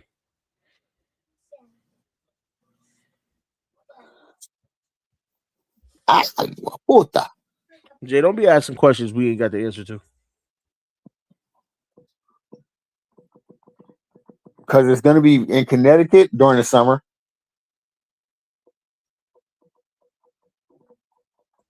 I was just talking about, we was talking about us moving to Texas again. Not saying how we can't because I'm gonna miss the snow and watching Lola sledding, whatnot. In North Texas, Yeah, North Texas, it does actually snow still. yeah, but they also damn near die every time they touch the road when it snows out there. I'm good. People out here drive better in bad Oh weather. no, that part of Texas, they're used to snow because they get it often. Now, if you're talking about Houston and San Antonio area, shit, they see a snowflake. It's like a natural phenomenon. Yeah, yeah, we rather stay here. We don't want 90 plus every day. That's only Yeah, in mid to South Texas. That's not North Texas. we North don't Texas care. has the same. It It's has still too mountain close. range temperature, so yeah, it'd be nice and snowy. Nah, it's still too close. I'm good. I'd rather stay here. God damn, K, you killing me here, Smalls. See what I'm saying? Connecticut is perfect. I'm good where I'm at, bro. I'm good where I'm Nigga, I am not petting you again. Go lay down. at. Jay, Disrespect. that's only certain people can't drive when it's dry, but you're right. Some can't. Some cannot. Speaking of that, if you were, I know you drive the Charger now, right? Yep. If you were looking for a cheap sports car, what would it be? Is there a certain year range that you like you would be Not no picking? no year range, just cheap. Let's say if you can find it for like 20 grand, close to 20 grand or less. Close to 20 grand or less. Um Now can I modify it after I buy it? Yeah, yeah, absolutely. Probably I think it was the WS6 Firebird. Mm, That would mm. be an easy one. The I think it was the 2002 Camaro because you could take one of those and you could drop 400 or 500 horsepower into that and not even have to upgrade the transmission. Yeah, no, they had good. They have the 10 speed. I thought they had the 10 speed back then, or was it the 8 speed? I thought they had a 10 back then. They've had the 10 speed for a That long time. Camaro had I think that Camaro had a 6 still. The 6 speed manual. Not even the automatic was 6 back then. Oh, For okay. the O2, yeah, the Yeah. O2 they were still only doing 6 speeds. When The did they only go? reason the 8 and the 10 speeds came along is because the 8 and the 10 speed transmission gets a higher mile per gallon EPA rating. Oh yeah, no, I know. So I just don't remember what year they started doing it. They started doing that in like 2012 or 2015 when the mileage had to be. I think your average lineup mileage had to be above 32 miles per gallon. That's when they started coming with the 8 and the 10 speeds.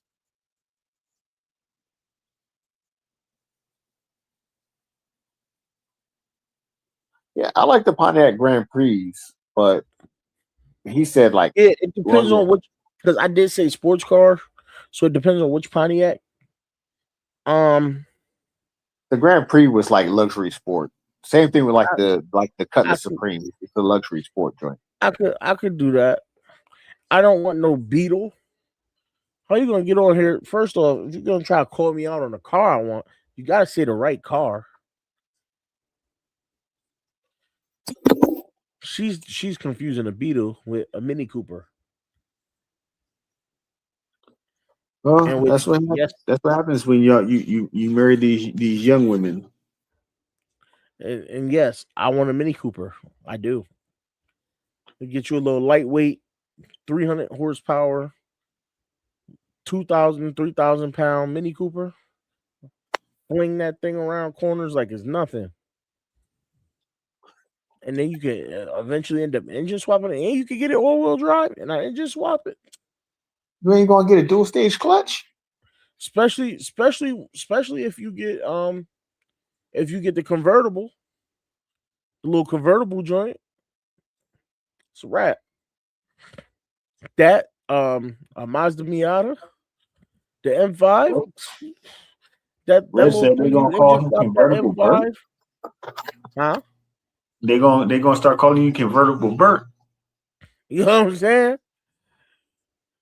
Miata, listen, I will engine swap a Miata so fast. And then you'll have a 2,000 pound car with 600, 700 horsepower. You know, you just reminded me because Miata has their own series. I just realized I would get an IROC, a Z28 IROC. Oh my gosh. Yep.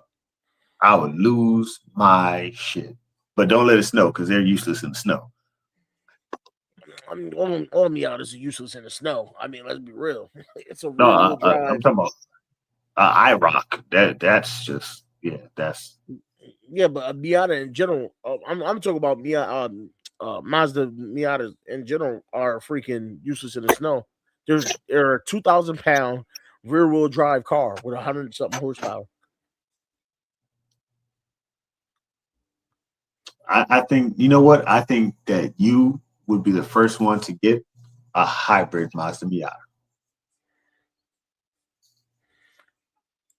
That's because they small and fast, bro. When cars are lightweight like that, it doesn't take much horsepower to get them up to speed. They just go. You hit the gas and they just go. Like most people are getting the Toyota GR86. And they're modding the hell out of that thing. It's flying because it only weighs 3,000 pounds or 2,800 pounds or something like that. It is rear wheel drive. They're putting body kits on it. And they're just, that thing is launching off the line. Still not beating the bike, but we'll just let that go. Still not beating what? Still not beating the bike. A Viper? Bike. Oh. No, a bike is different though. That's not a fair race. That's not a fair race. But if you get an engine swapped or a turbocharged, twin turbocharged even, GR86 with some power on it, it's a problem. The shame is you cannot, with the price range that you said, you can't include a Supra. I knew somebody was going to say you can't include a Supra because even to get a shell of a Supra right now is a smooth 35,000, 40,000. The RX-7s, I think, are a little over too. Oh, if you find an RX-7 that's actually still working, yeah, they're even more expensive than a Supra because the motor's just, that rotary engine is just waiting to die. Yeah.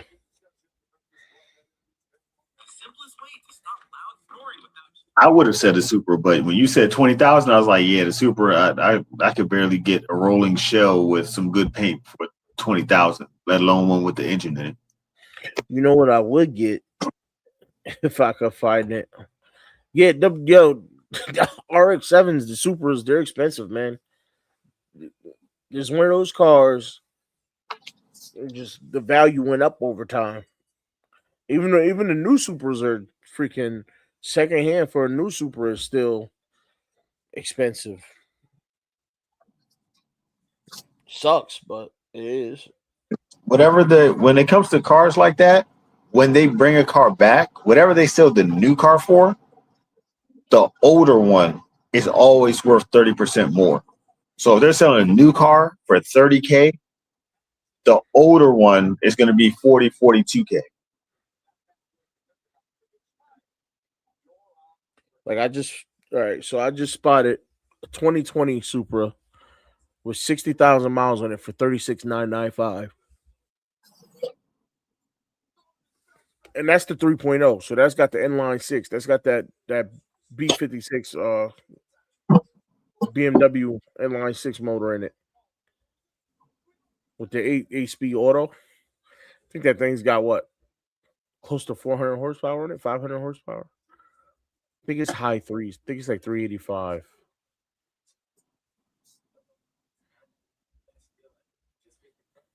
But for all of that, if you just want the body of the Supra and you don't care what motors in it because you'll turbocharge it or swap the engine out, you could get the newer Supra, but the 2-liter 4-cylinder. And then you'll get that new Supra look and you'll have less horsepower, but then like I said, you can mod it yourself and you'll be able to get it for probably around that price range. Actually, let me take a look down. I'll tell you.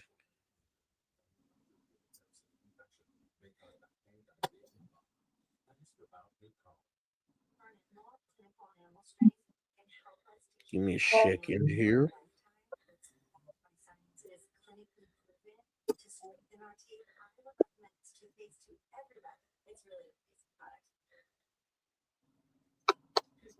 So, hey, funny enough, I just found an 89 Toyota Supra for 25 grand with 56,000 miles on it. It's the 2-door hatchback turbo joint. Zeke, are you old enough to remember the 3000 GT from Mitsubishi?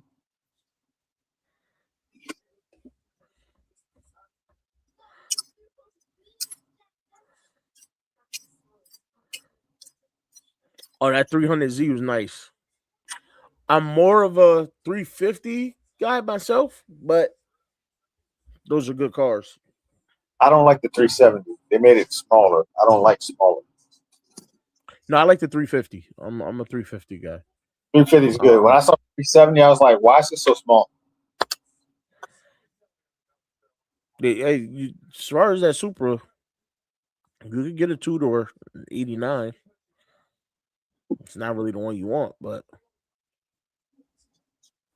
232 horsepower, 3-liter inline 6. You can make that work. Rear wheel drive. You'll get it for around the price that 20 grand. I know that's not the legendary Supra you want, but it's a Supra. I just like the MK4 shell the best. I don't know why. A car is pretty cheap that you can get your hands on, a sports car. If you look at the right Porsche 911, you find the right one. I think it's the 4-cylinder. You get those pretty cheap. They get it convertible. Go lay down. Yeah. I don't mind a smaller car. Like there's some smaller cars I'll get, but to take the 370 and shorten out the wheelbase even more on a car that can get wild on you in a split second is going to cause more problems with it getting out of line while you're trying to drive. So it makes no sense if I'm trying to put more horsepower in a newer car, and then it's just going to be way harder to control because you shortened it out. that's like putting 400 horsepower on a motorcycle and then being like, hey, I think I want to make this shorter.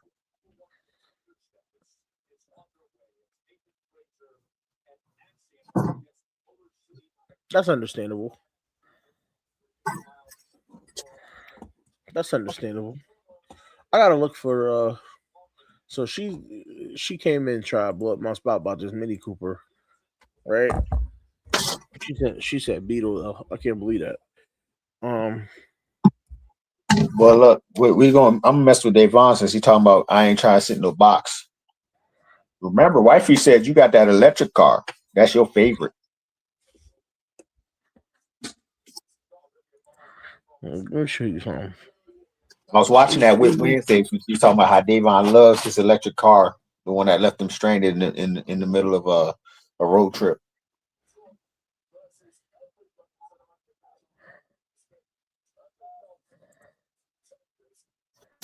Let me show you this real quick.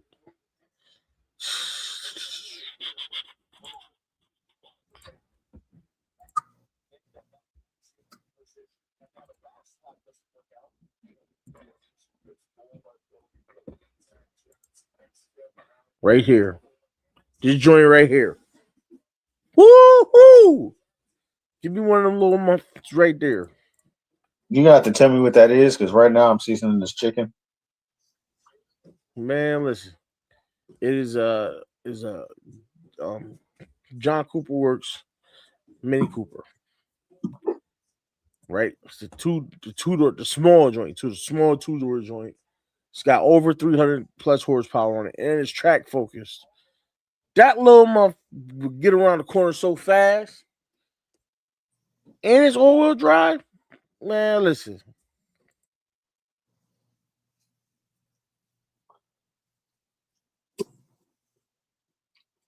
I've said it that little muff before, but I wasn't talking about no car. Man, listen. Yeah, the Mini Cooper is nice.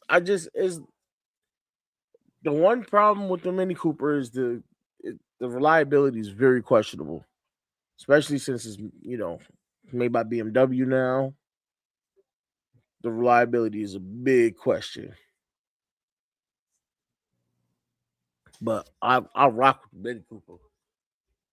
They got one not too far from my house that's for sale. Mind you, I would buy this as like a little car to have fun with. It's like 15 grand, but it's not the John Cooper Works, but it's got the leather seats, the double moon roof. It's the 4-door joint with the hatch. It's it got my eye, but it's not the John Cooper Works, so it's kind of on the. Jay, don't do that. Please be lying, Jay.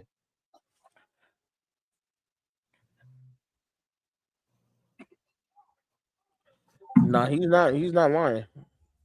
Lord Jesus. That popped up for me on multiple places just now. I swear we could get some defense in the heartbeat, huh?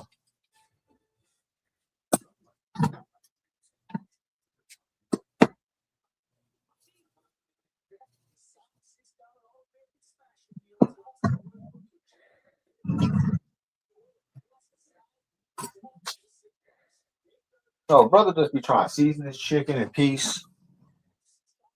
And EDC trying to make me go smack his ass. Let's see. I don't know if it's. I'm trying to. I'm gonna have to hit up one of my sources to see if this is true.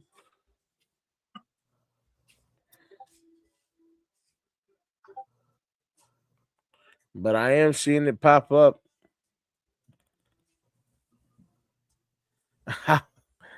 What? I know 2 first rounders. EDC is fucking ass. You know what? I apologize to John. Both of y'all were idiots. Both of y'all were idiots. Listen. I'm not gonna call him an idiot because Max Crosby's a beast, but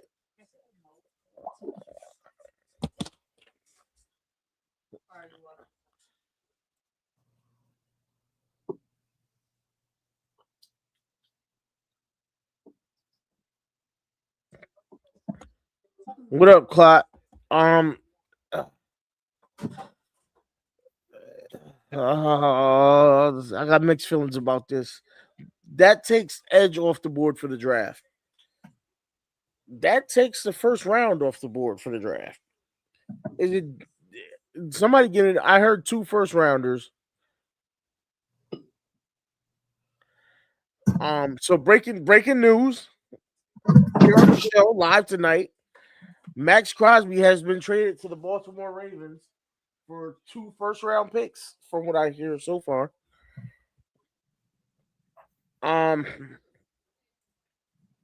Again,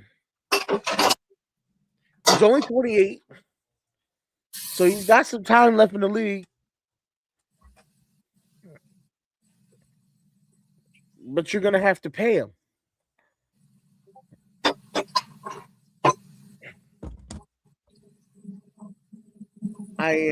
I am because again, you're adding to the defense when we need to add to the offensive line. So unless you're telling me they're gonna go out and Sign 3 guards. Yeah. oh goodness.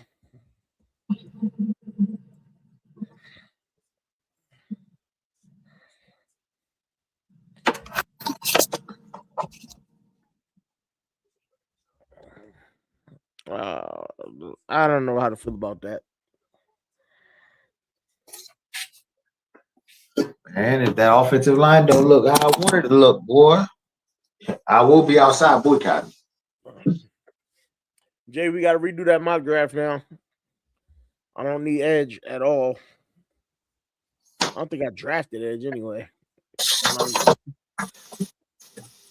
Well, now you ain't got no now you ain't got no pick 14, so now I ain't got no pick 14. So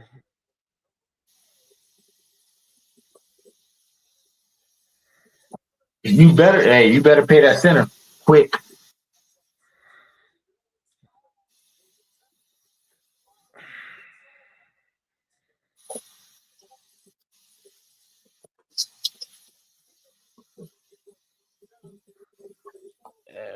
I think EDC I think EDC is about to get a lot of credit for a trade we didn't need.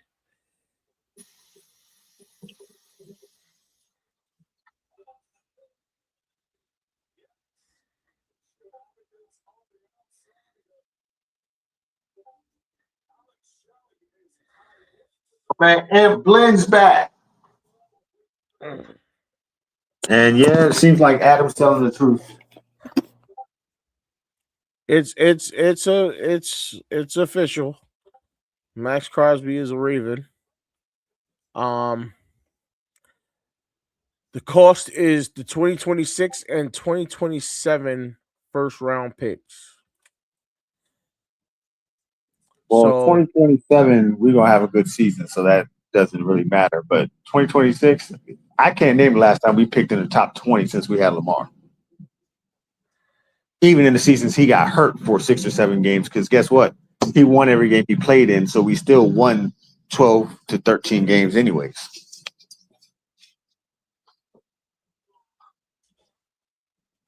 yeah. So the trade is officially in place, but cannot be finalized until next week. But it is officially agreed upon. The Raiders will receive the 2026 and 2027 first round pick from the Ravens, and the Ravens get Max Crosby.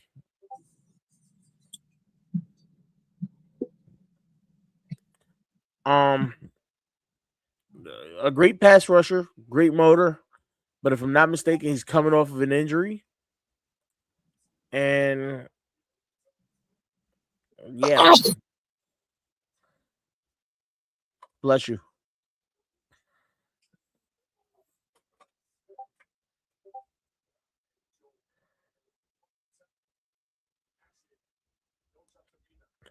This is another chunky paycheck for the defense. And now it looks like we're going to have to bank on the Ravens going offensive line in the draft, and not in the first round, but the second. Um, that's huge. But now I'm expecting him to spend some of those fifths and fourths to move up and to get extra threes and maybe an extra second round pick. Maybe we get two good interior offensive linemen in the second round. But yeah,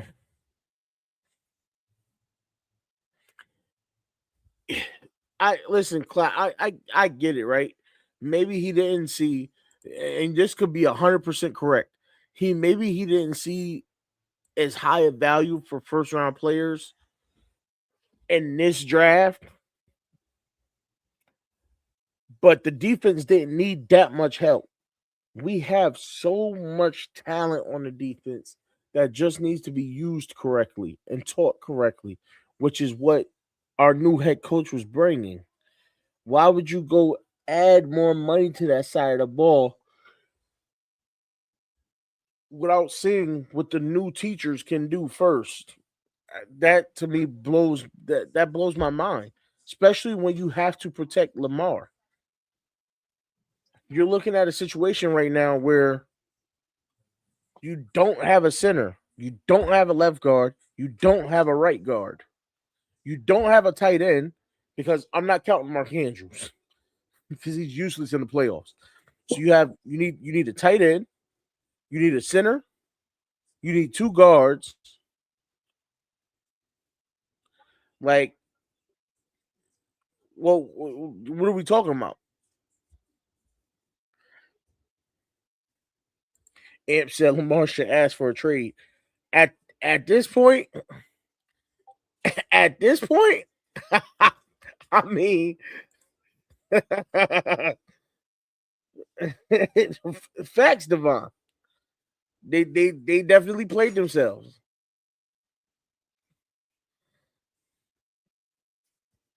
Was a preemptive because I knew EDC was on some bullshit. I was psychic. That's all that was. I was psychic and I quit because EDC was on some BS. Defensive head coach, and that was the reason I didn't want a defensive head coach. By the way, that was because that was my fear. Good night, Chris. All right, Chris. Yeah, it's man, it's one of those things. Some people are going to be excited about this. Some people are going to be up in arms and angry about it. I think the thing that bothers me about it is you did not give the opportunity for your defensive coach and your new D coordinator to come in and show or at least see what the talent we had on the team was like. I understand if you went and got a backup interior defensive lineman. I understand if you went and got, you know, a backup linebacker.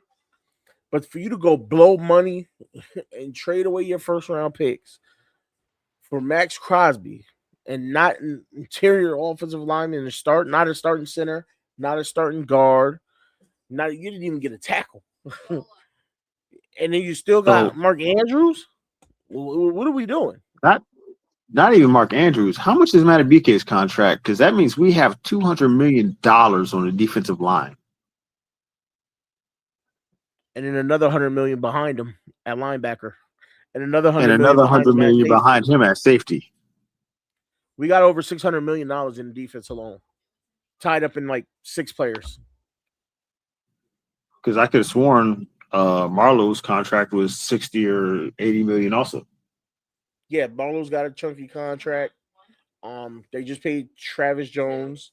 It wasn't a big contract, but it was a pretty good contract. About 20, I think he got like 25 per, 20 something per, something like that. So he's got a nice contract. Um, I mean the list goes on and on. I don't know.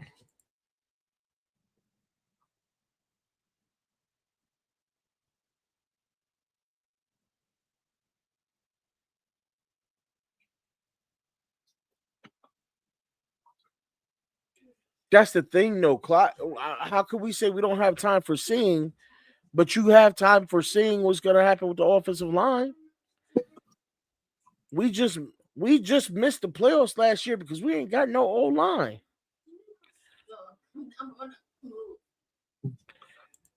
I'm not trying. So here's my problem, right? What old linemen are we getting if we can't pay them? Because we damn sure about to get out. These other teams can outbid us for these free agent offensive linemen. And you just gave up our first pick. So now you're telling me we got to look for a second round lineman to come in and be a starter. Which is Not what saying that it's Paragon. not a decent draft for that, but come on, man. We should have had that. We should have had O-line on the first and second pick, unless there was a super like guaranteed wide receiver. O-line should have been first and second pick.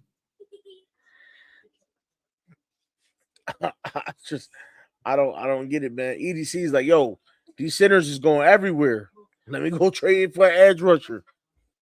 Right. What? Center's been re-signed, been traded, retired. I'm confused, man. I don't get it. So Don't if, get me if wrong. we so Go ahead. if we get if so we got Crosby. If we get Crosby and don't fucking re-sign Linderbaum, now I'm be heated. Extra heated. Extra heated. Extra heated. Because who's going to protect Lamar? What, we going to send Pat Ricard out there at center?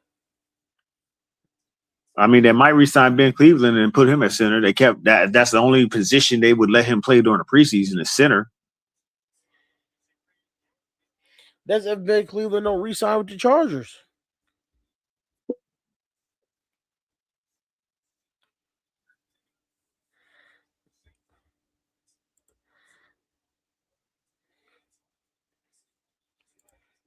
Listen, I hope we get vet O-line. I do. But vet O-line, I don't want just vet O-line. I want good vet O-line. So the problem with That's getting a more money. good vet O-line, right? We had 20 million freed up because of the salary cap went up. Re-signing Lamar was supposed to free up another 40.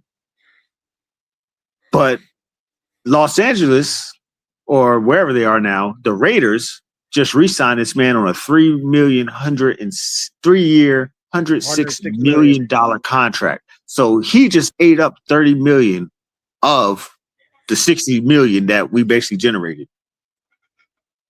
Which is why we have such a problem. And you still have to pay the rookies, which is estimated that'll be another $10 to $15 million if you draft all those draft picks. So you got $15 million to get 2 veteran offensive linemen.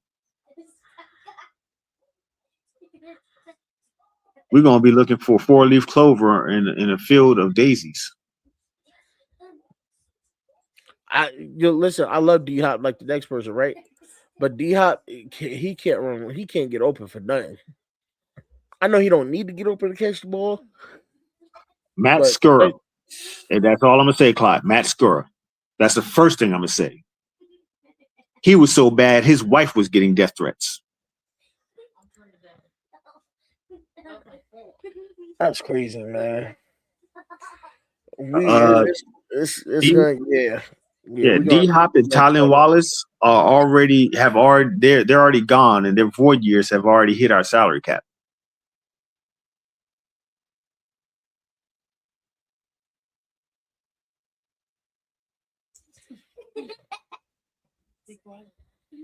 But here's the problem, though, right? Even if we're saying, we hope EDC picked the right people, we don't have a first-round pick. That first-round pick guarantees you a starter on that offensive line. And now we don't have that. Yeah, second and third round is going to be whack-a-mole as far as getting an offensive line prospect, because guess what? We're horrible at drafting those. EDC got Linderbaum in the first round, and honestly, when you look at that draft, you only had the 2 choices, really. In the first 3 rounds, there were only 2 centers worth taking in the first 3 rounds. Linderbaum, and I can't even remember who the other guy is. Yeah. So the options were limited. So it was easy to succeed, and Linderbaum was considered a way higher prospect. It wasn't like the prospects were neck and neck. Linderbaum was considered a first-round grade, and the other guy was considered a third-round grade. And anybody else who was capable of playing center in that draft was considered fifth-round or later. But as far as guards, Faalele and Voorhees.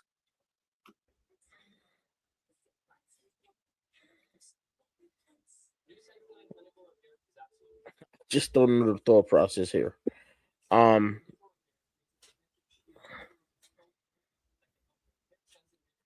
Let's look at. So maybe we look and we go, hey, second round, we can still get a starter. Roger Rosengarten, we got him in the second round, right?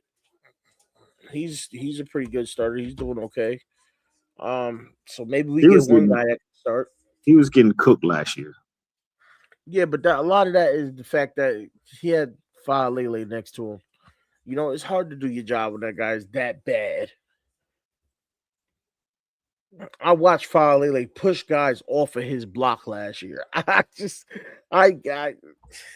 laughable. I just don't know. And we got an offense coordinator who's calling plays for the first time. You're not giving him an offensive line to work with. That's another thing you gotta add into this whole thing.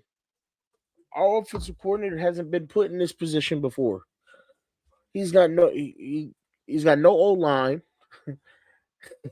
He's got one tight end, and not a very good tight end at that.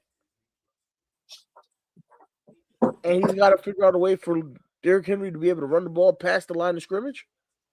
So pretty much they let us that this was their move to let us know we don't give a fuck about Isaiah Likely coming back. That pretty much, yeah. That was pretty much, yeah. They pretty much said, F Likely, we don't need him. We're gonna keep Mark Andrews. Bump Kolar too. We don't need him either.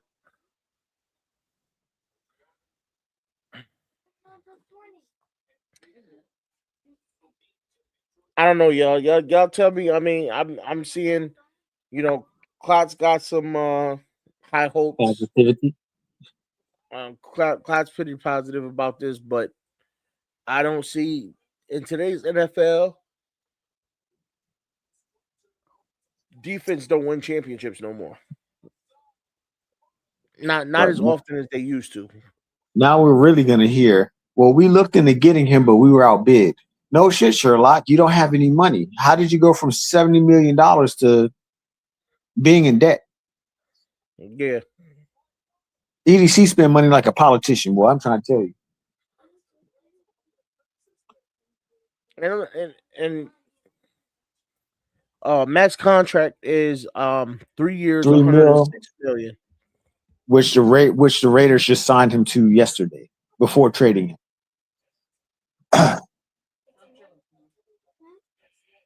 Let's see. Maybe his cap hit won't be the $33 million, possibly, but he got $91.5 million in guarantees, and his average annual salary is $35.5 million, and his cap hit for 2026 is going to be $30.7 million.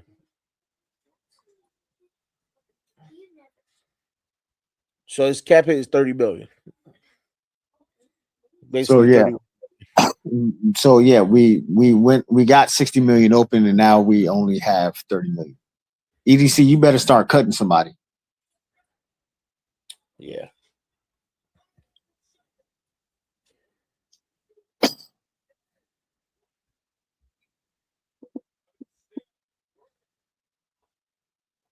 Yeah. Yeah, so it says $30 billion in cash salary and $30.69 million for cap hit.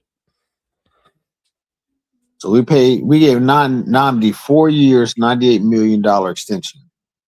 Yep. 2026 cap hit $30 million. Mm-hmm.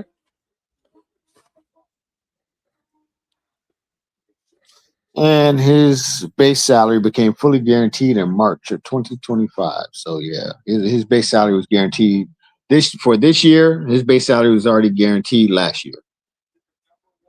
Yep.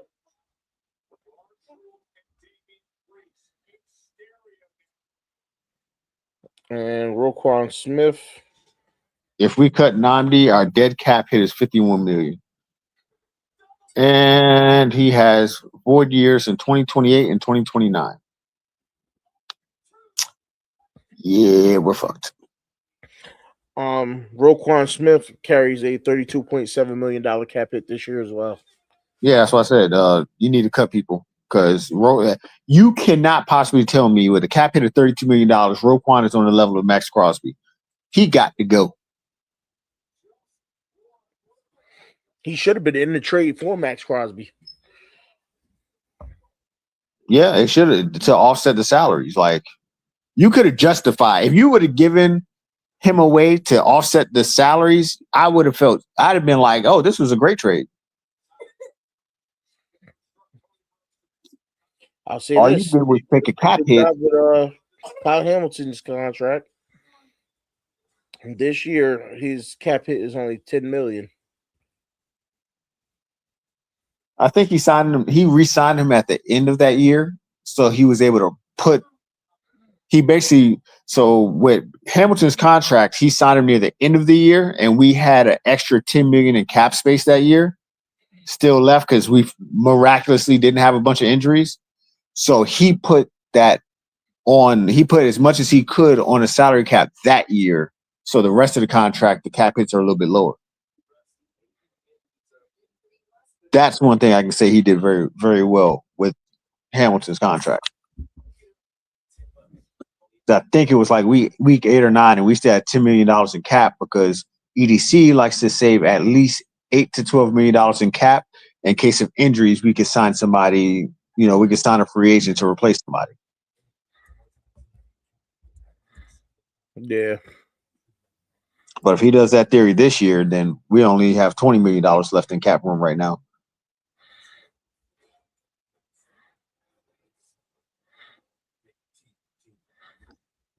Even if Madubuike retires and gets an injury settlement, March of 2025, his salary for this year was already guaranteed. His base salary, $22 million, was already guaranteed. So if they get an injury settlement, it'll probably affect the 2027 season. Well, it could probably affect this season too. It'd probably be even though it's guaranteed, injury settlement null and voids that. So basically they'd work out a way so that it doesn't hit the cap, pretty much. Is how that will go about. So he'd still get paid, but they'd work out a way so that it doesn't hit the cap as much. Well, they just posted a tweet of him working out in the gym, so he'll probably he's probably coming back. And when you look at it, if he is coming back, that's a scary D line, but it's only Madubuike is only scary if Travis Jones is on the field. If Travis Jones is not on the field, Madubuike is half as scary. Well, that's what I'm saying though. You're looking at Max Crosby, Madubuike, Travis Jones, and Tavius Robinson with Mike Green on the edge. That's a pretty scary line. You just named 4 guys. Who's the edges? Is Max Crosby an edge? Max Crosby's an edge. Okay. And Max Crosby's an edge, and Mike Green's an edge. So then you got Madubuike, Travis Jones, and Tavius Robinson on the inside. If you're running a 3-4, but if you're running like a 2-4-5 like we did last year, obviously you're gonna take Tavius Robinson out of there. He'll alternate that edge or something, and you got Travis Jones and Madubuike on the inside, and that's still having somebody like Aeneas Peebles coming off the bench, and I think he's gonna develop it and be a good interior pass rusher. Didn't we re-sign? Is it Franklin, the older defensive lineman? We just re-signed him at the end Not of last Frank. year. No, I think it's Franklin, but it's Yeah, I forgot his name, but yeah, we definitely re-signed him at the end of last year for this year. yeah.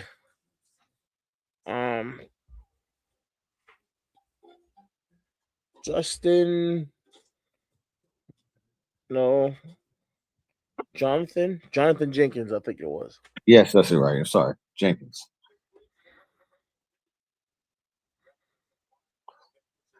Yeah, Jonathan Jenkins, I believe it was. Now Beek's really gonna work hard to come back. He's like, well, if I got Crosby on the other end and Travis Jones next to me, I can give me another 10 sacks. They're gonna have to pay me. Yeah, 1 year, 1.9 mil. But that's the thing. With Madubuike having void years, he's 2028, 2029. If we don't sign him, we get hit with the dead cap from them void years. So if he goes out and he plays next to Max Crosby and Travis Jones and has 2 good seasons,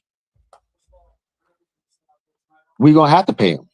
Because even if we don't pay him, we're gonna lose the money in dead cap space. Like when the Ravens finally discovered void years, they didn't know how to use it, and they just went crazy. That sounds about right.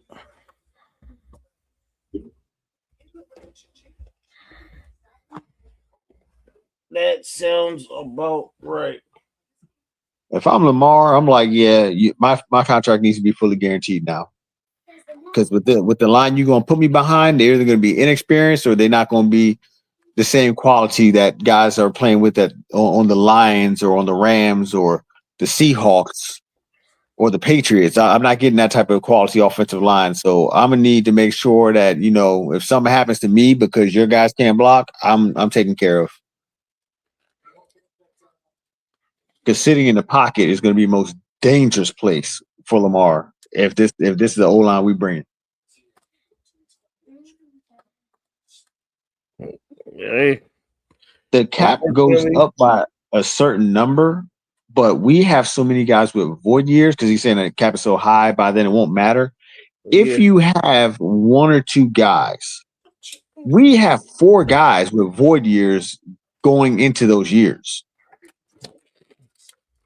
Like, even if we cut Madubuike right now, his dead cap hit is $50 million. So if we wanted to cut him to save cap space, it would cost us more cap space than anything because he has those void years.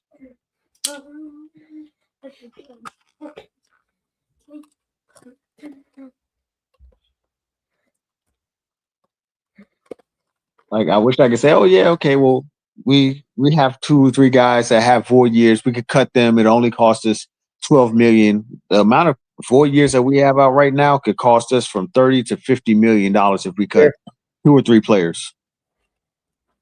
And it's not even cut. With void years, if you don't re-sign that player, the void years still hit. So whether you cut him or you just don't re-sign him, if he's not on the roster in 2028 and 2029, you get hit with those void years. And it's at a prorated rate, so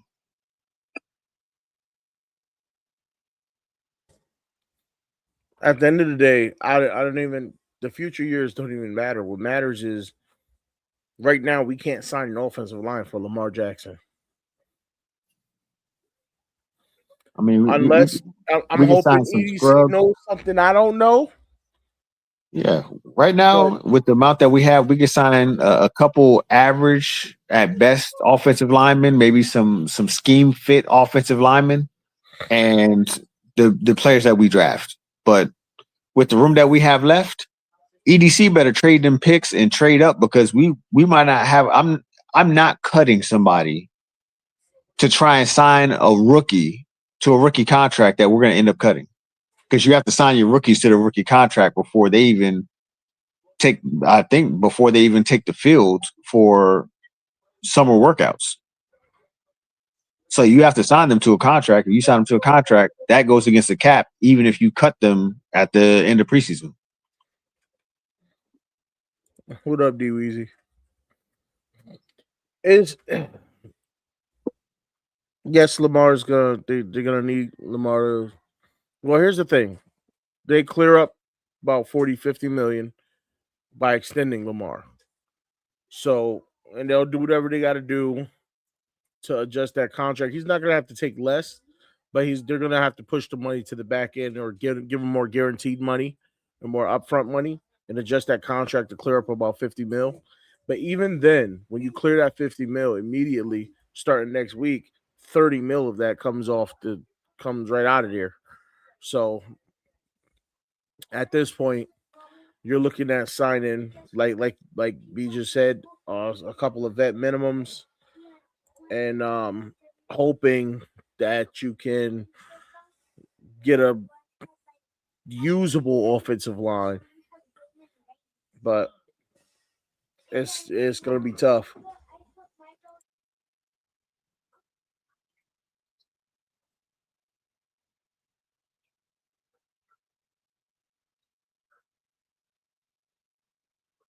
Yeah, tell me about it. Yeah, they're gonna Devon, you're absolutely right.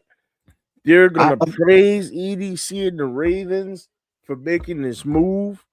They're gonna like, you get a premier pass rusher, you're rebuilding your team, you're already in playoff contention because you got that guy at quarterback. They're about to glaze EDC something crazy, but I don't agree. Let me. So let me ask you something. We had a problem. I say we.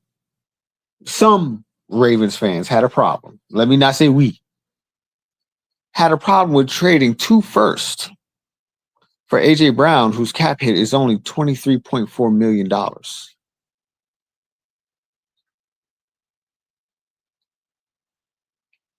But we're okay with the defensive end, like usual, who's a cap hit of $30 million that we traded 2 firsts for. Because they would say, "Oh, I wouldn't trade more than a second in Bateman for AJ Brown." Yeah, exactly right. They wouldn't trade. Remember, we traded for George Pickens. Oh, I wouldn't give up 2 firsts for George Pickens. I wouldn't give up 2 firsts for any of these wide receivers. Right. Justin Jefferson wouldn't have cost us 2 firsts. But immediately you got guys excited that we went and gave up freaking 2 firsts for Max Crosby. I don't get it. I don't understand it. Hey, listen, I know you would. You're one of us. You see beyond the veil. We don't have the purple shades on. But there's people out there that's gonna say, and don't get me wrong, I'm not saying that Max Crosby isn't gonna come out here and produce.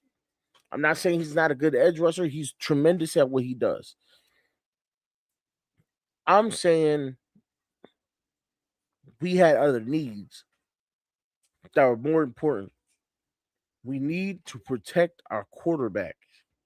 And we cannot do that by paying more defensive players. I don't understand it. The whole thing is you have a defensive expert that made Oweh relevant. With the talent we already had, he could have put together a good enough defense. We don't have a chance in hell without an offensive line. I don't care who the wide receivers are. Like if they don't have enough time, it's a wrap. I mean, we've seen this story before, right?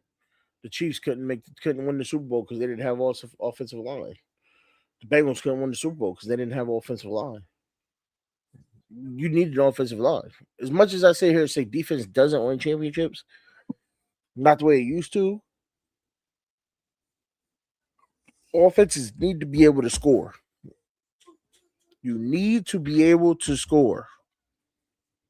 And if you can't protect your quarterback, you can't put up points. And that's the name of the game. If you're going to tell me you got this amazing defense and they're going to allow 0 points a game, then fine, we got a chance. But what is the likelihood of our defense coming out here and allowing no points? it's likely that they'll do very well, and that's how they always do. And our offense will do well enough during the regular season. But like I was saying last night, you have Mark Andrews, who does good in the regular season, not because he's getting touchdowns every game. It's because he sees teams like Cleveland and he gets 2 touchdowns. And then he sees a team like, I would say another team like the Packers. You can gash them down the middle. So he's getting multiple touchdowns in some games. So then you're like, oh, he had 12 touchdowns. He got all of them versus the worst defensive teams. He has 1 touchdown in his entire career against Pittsburgh. Why? Because they're a good defense. And guess what? That's all you're going to see in the playoffs is good defenses. So what are they going to do? They're going to strap Mark down like a child in a baby chair. And he's not going to do anything. And even when he does get free, he'll make 1 catch, he'll drop the other one. He'll make 1 catch, drop the other one. When we used to play football in my neighborhood, it's certain players that it's like you just stay close enough to them and you help off on other guys because you see the ball hit their hands. Oh, he dropped it. Everybody just turns around and says, hey, what are the odds? And everybody goes back to the huddle. Mark is one of them what are the odds guys. And they know that. Keep a guy close enough to him. If he does happen to catch it, tackle him immediately. But guess what? When them playoffs come, that offensive line gets exposed, even though they were makeshift. They made it enough to make it through. Mark Andrews looked good in certain parts of the season, but then when you have a week and all your focus is on just this week, because during the season, I'm playing week 1, but once I finish setting up for week 1, I feel like I have things installed Wednesday on week 1. Thursday and Friday practice is kind of autopilot because I'm already scheming for the next game. When you have the playoffs, all 7 of them days is we need to beat them. And once you beat them, all 7 of the next days, we need to beat this team. It's full focus and full power. It's just like the NBA. All them games during the season, during the NBA, they're trash. They're throwaway. As long as you got 52% winning percentage, you make the playoffs, then we find out who's a real strategist. Then we find out what teams actually know how to play their matchups and what teams are actually good versus, hey, yeah, we did play these guys. They are the best defense, but they just played 3 games in 5 days. They probably took a game off because they won the first 4 games out of the 5. So they took a game off. They played, but they didn't play hard as possible. But when it's the playoffs, you got 2-3 days between. Oh, yeah, you playing your hardest every game.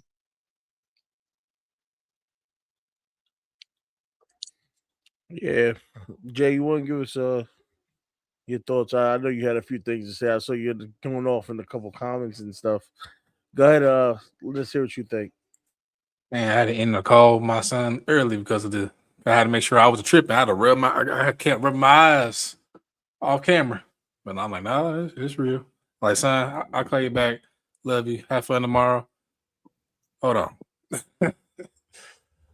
I don't like it. Initially, I don't like it. It looks cool. But y'all already know where I stand on. Y'all already know where most of my mock drafts and my offseason plan for y'all was based upon, was fortifying the line. I'm a man of the trenches. Max Crosby, completes helps complete a front 7, but I'm talking about the trenches, those 3 or 4 guys in the middle. And the defense is set. Like I said, Matabike looks like he's working out. Hopefully he comes back 100%. Nothing lingering with his neck because that's scary by itself. Second year of Mike Green.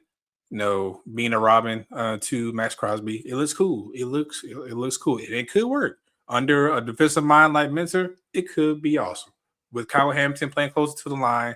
Starks hopefully looking like the Georgia Starks and not whatever his rookie season was. It could be cool. But I'm seriously worried about what's the next plan. What's the next plan? Because EDC hasn't really been known in attacking first, like the first wave of free agency. That's what I'm scared of. I'm scared that John Simpson's going to be on the team again after what, day 5 or day 6 of free agency. I'm scared that. I mean, he went. I know EC wouldn't dare to sign back Dan Falele. If he does, boy, you talk about an uproar. But I'm scared that it's like you said, vet minimums to lesser O linemen instead of. Oh, hold on. Scheme fit is what they're going to brand it as. These guys fit the scheme. What scheme? Like we all don't know what scheme that Minter or this new coaching staff is going to bring. We have speculation.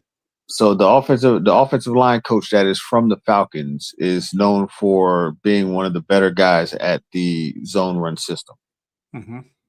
So that's the scheme that we're mainly going to run. But as Declan Doyle has repeated, he's going to take different things from different offenses that he's seen and turn them into one cohesive offense. So again, we don't know what the hell to really with that statement. We don't know what to expect. Well, he expressed zone blocking system is more so what it's going to be like. Instead of line up and, hey, you get this guy, I get this guy, you get this guy. No, we form a wall, and hey, if there's a free rusher, make sure he's the farthest outside guy. That's kind of the principles. You still need O linemen to do that. You do, but that's why I said they're going to be the scheme fit. We're not going to get a Kevin Zeitler. We're going to get the guy 2 grades below him who fits this quote unquote scheme that they can sell as, hey, this guy's good. He was just in the wrong scheme before. We've analyzed that on zone runs and zone pass blocking, he has a 70% win ratio. And with our new coach, we can make that at 85%. No. That's what they're going to sell. I ain't going to buy it. I ain't going to believe that bullshit, but that's what they're going to sell. And again, he can, like you said, EDC, Mentor, the rest of the coaching staff can probably use second, third, fourth, and definitely y'all better use all of your fifths. Not all of your fifths, but majority towards O-line.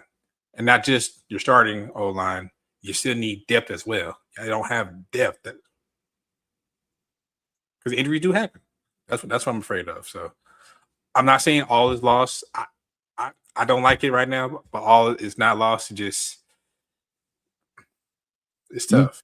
It's tough. You can't build depth when your starters are 3rd-tier guys. True.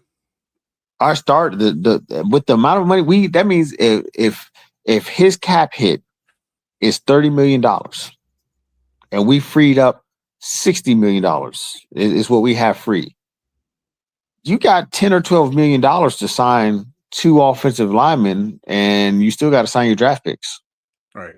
I mean, your draft picks alone, especially that trading that first does help somewhat.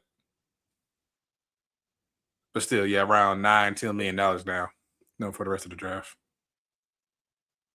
And so really, for the UDFAs. So really, we got like $17-18 million in cap space. Yeah. Does Zay get paid? I hope he does it. Not by y'all. Does Zay get paid? Hopefully by a different team. Hopefully. And so Zay can technically get paid. We can pick up Zay's 5th-year option. And if we pick up his 5th-year option, it does go on next year's salary cap because the 5th-year option is just saying that next year we're going to pay him that amount to stay on the team. So, yeah, we can pay Zay with the 5th-year option. We can also give him the 5th-year option and then work out a long-term deal with him. But for his long-term deal, the price, like with his Pro Bowls, the price is only going up. Well, the price went up. That's fine. The price goes up on a 5th-year option because of his Pro Bowls. So his 5th-year option being $30 million is because he's made Pro Bowls. So that's already factored in. So they could still negotiate a longer-term deal, pay him more money, but also manipulate the cap so the hit is lower. If they didn't do this foolish thing that they just did, I would have extended him and given him more money on a lower cap hit. But when we only have $30 million left as it is, I don't think you can really do that this year. Like I said, we'll see. We'll see. Y'all know I'm an optimist. All hope is not lost. It's just right now, just a big tank kidney shot right now. Oh, I'm so scared for Lamar. I'm so scared. Yo, Lamar better tell them with this BS you just pulled, I need mine fully guaranteed because I don't believe I'm going to be protected. But my thing is with that, like, well, I don't know if you saw on social media or Twitter, it's Lamar was posting cryptic tweets and gifs. So I don't know. Did he tell? Did they tell him early on, like, hey, we're gonna do this, and he was okay with it? Now, if he's okay with it, I don't feel sorry for Lamar. Like, if you sign that extension, They showed earlier. It's also a pattern that he does those cryptic tweets right before he signs his extension every time. Like even last time he did the SpongeBob cryptic tweet with the same smile that he did with the training day one today, right before he signed his deal the next day. So it's like it's like, you know, people are like, okay, when you see that cryptic tweet from Lamar, pretty much be sure that he's probably come to an agreement with the team on something. Like that's kind of like his little trade with that.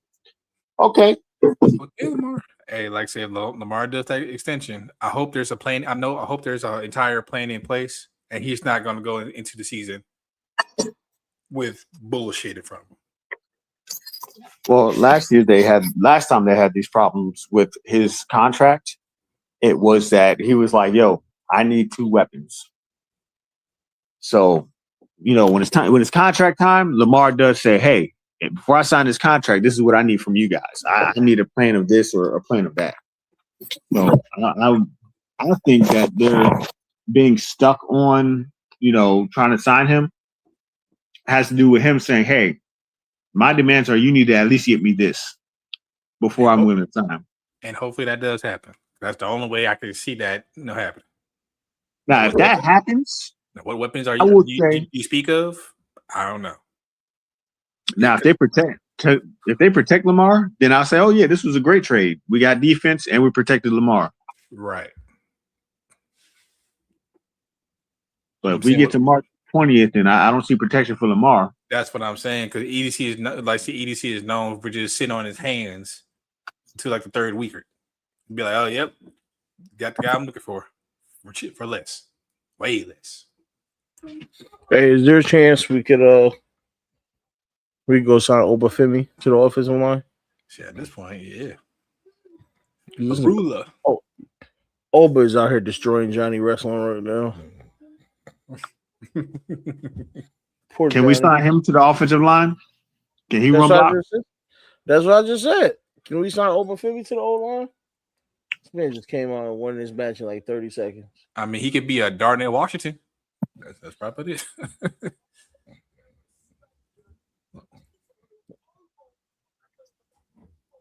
Yeah, Oba that dude. Oba is that dude. But I guess we're gonna call it a night on that note. Because we know, like I said, y'all favorite Ravens podcasters, they're gonna start popping up over, like groundhogs. Yeah, yeah.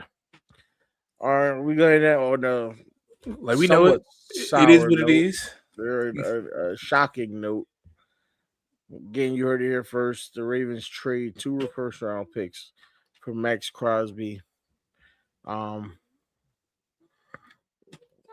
crazy. But everybody, y'all make sure y'all hit that like button, share, subscribe, tell a friend to tell a friend. Come over here, let's get jiggy again. Mr. J, you want to tell the people where they can find you? I can find me with the Panthers, who have an O-line and cares about protecting their quarterback.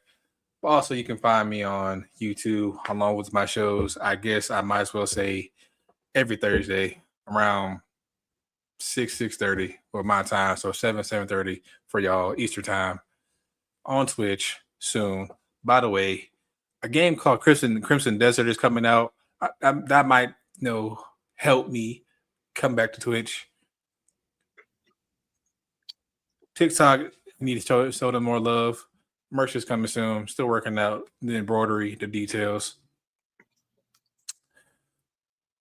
And yeah, here with Reg, whenever I get a chance, on Friday. So if I don't have the kids, if I don't have to get them, see me and my coconut oil face. Yeah. Yeah. Yeah. Definitely need you back on Twitch. I've been missing. I get these Blake moments of content. I need to see some gaming in my life, and you were the one that brought the alternative gaming to my life. So I need you to get back on that. Appreciate that, man. B, let the people know where they can find you. You can catch me retired. I quit. Fuck EDC. Yeah. Stands for Eats Dick Consummately.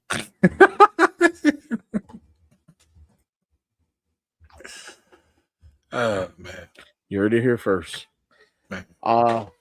First team yeah. all defense. Yeah, y'all catch me right here. Y'all get that joke? yeah, catch me right here on this channel every Friday. Yeah, enjoy the rest of your weekend and stay blessed. Peace. Peace.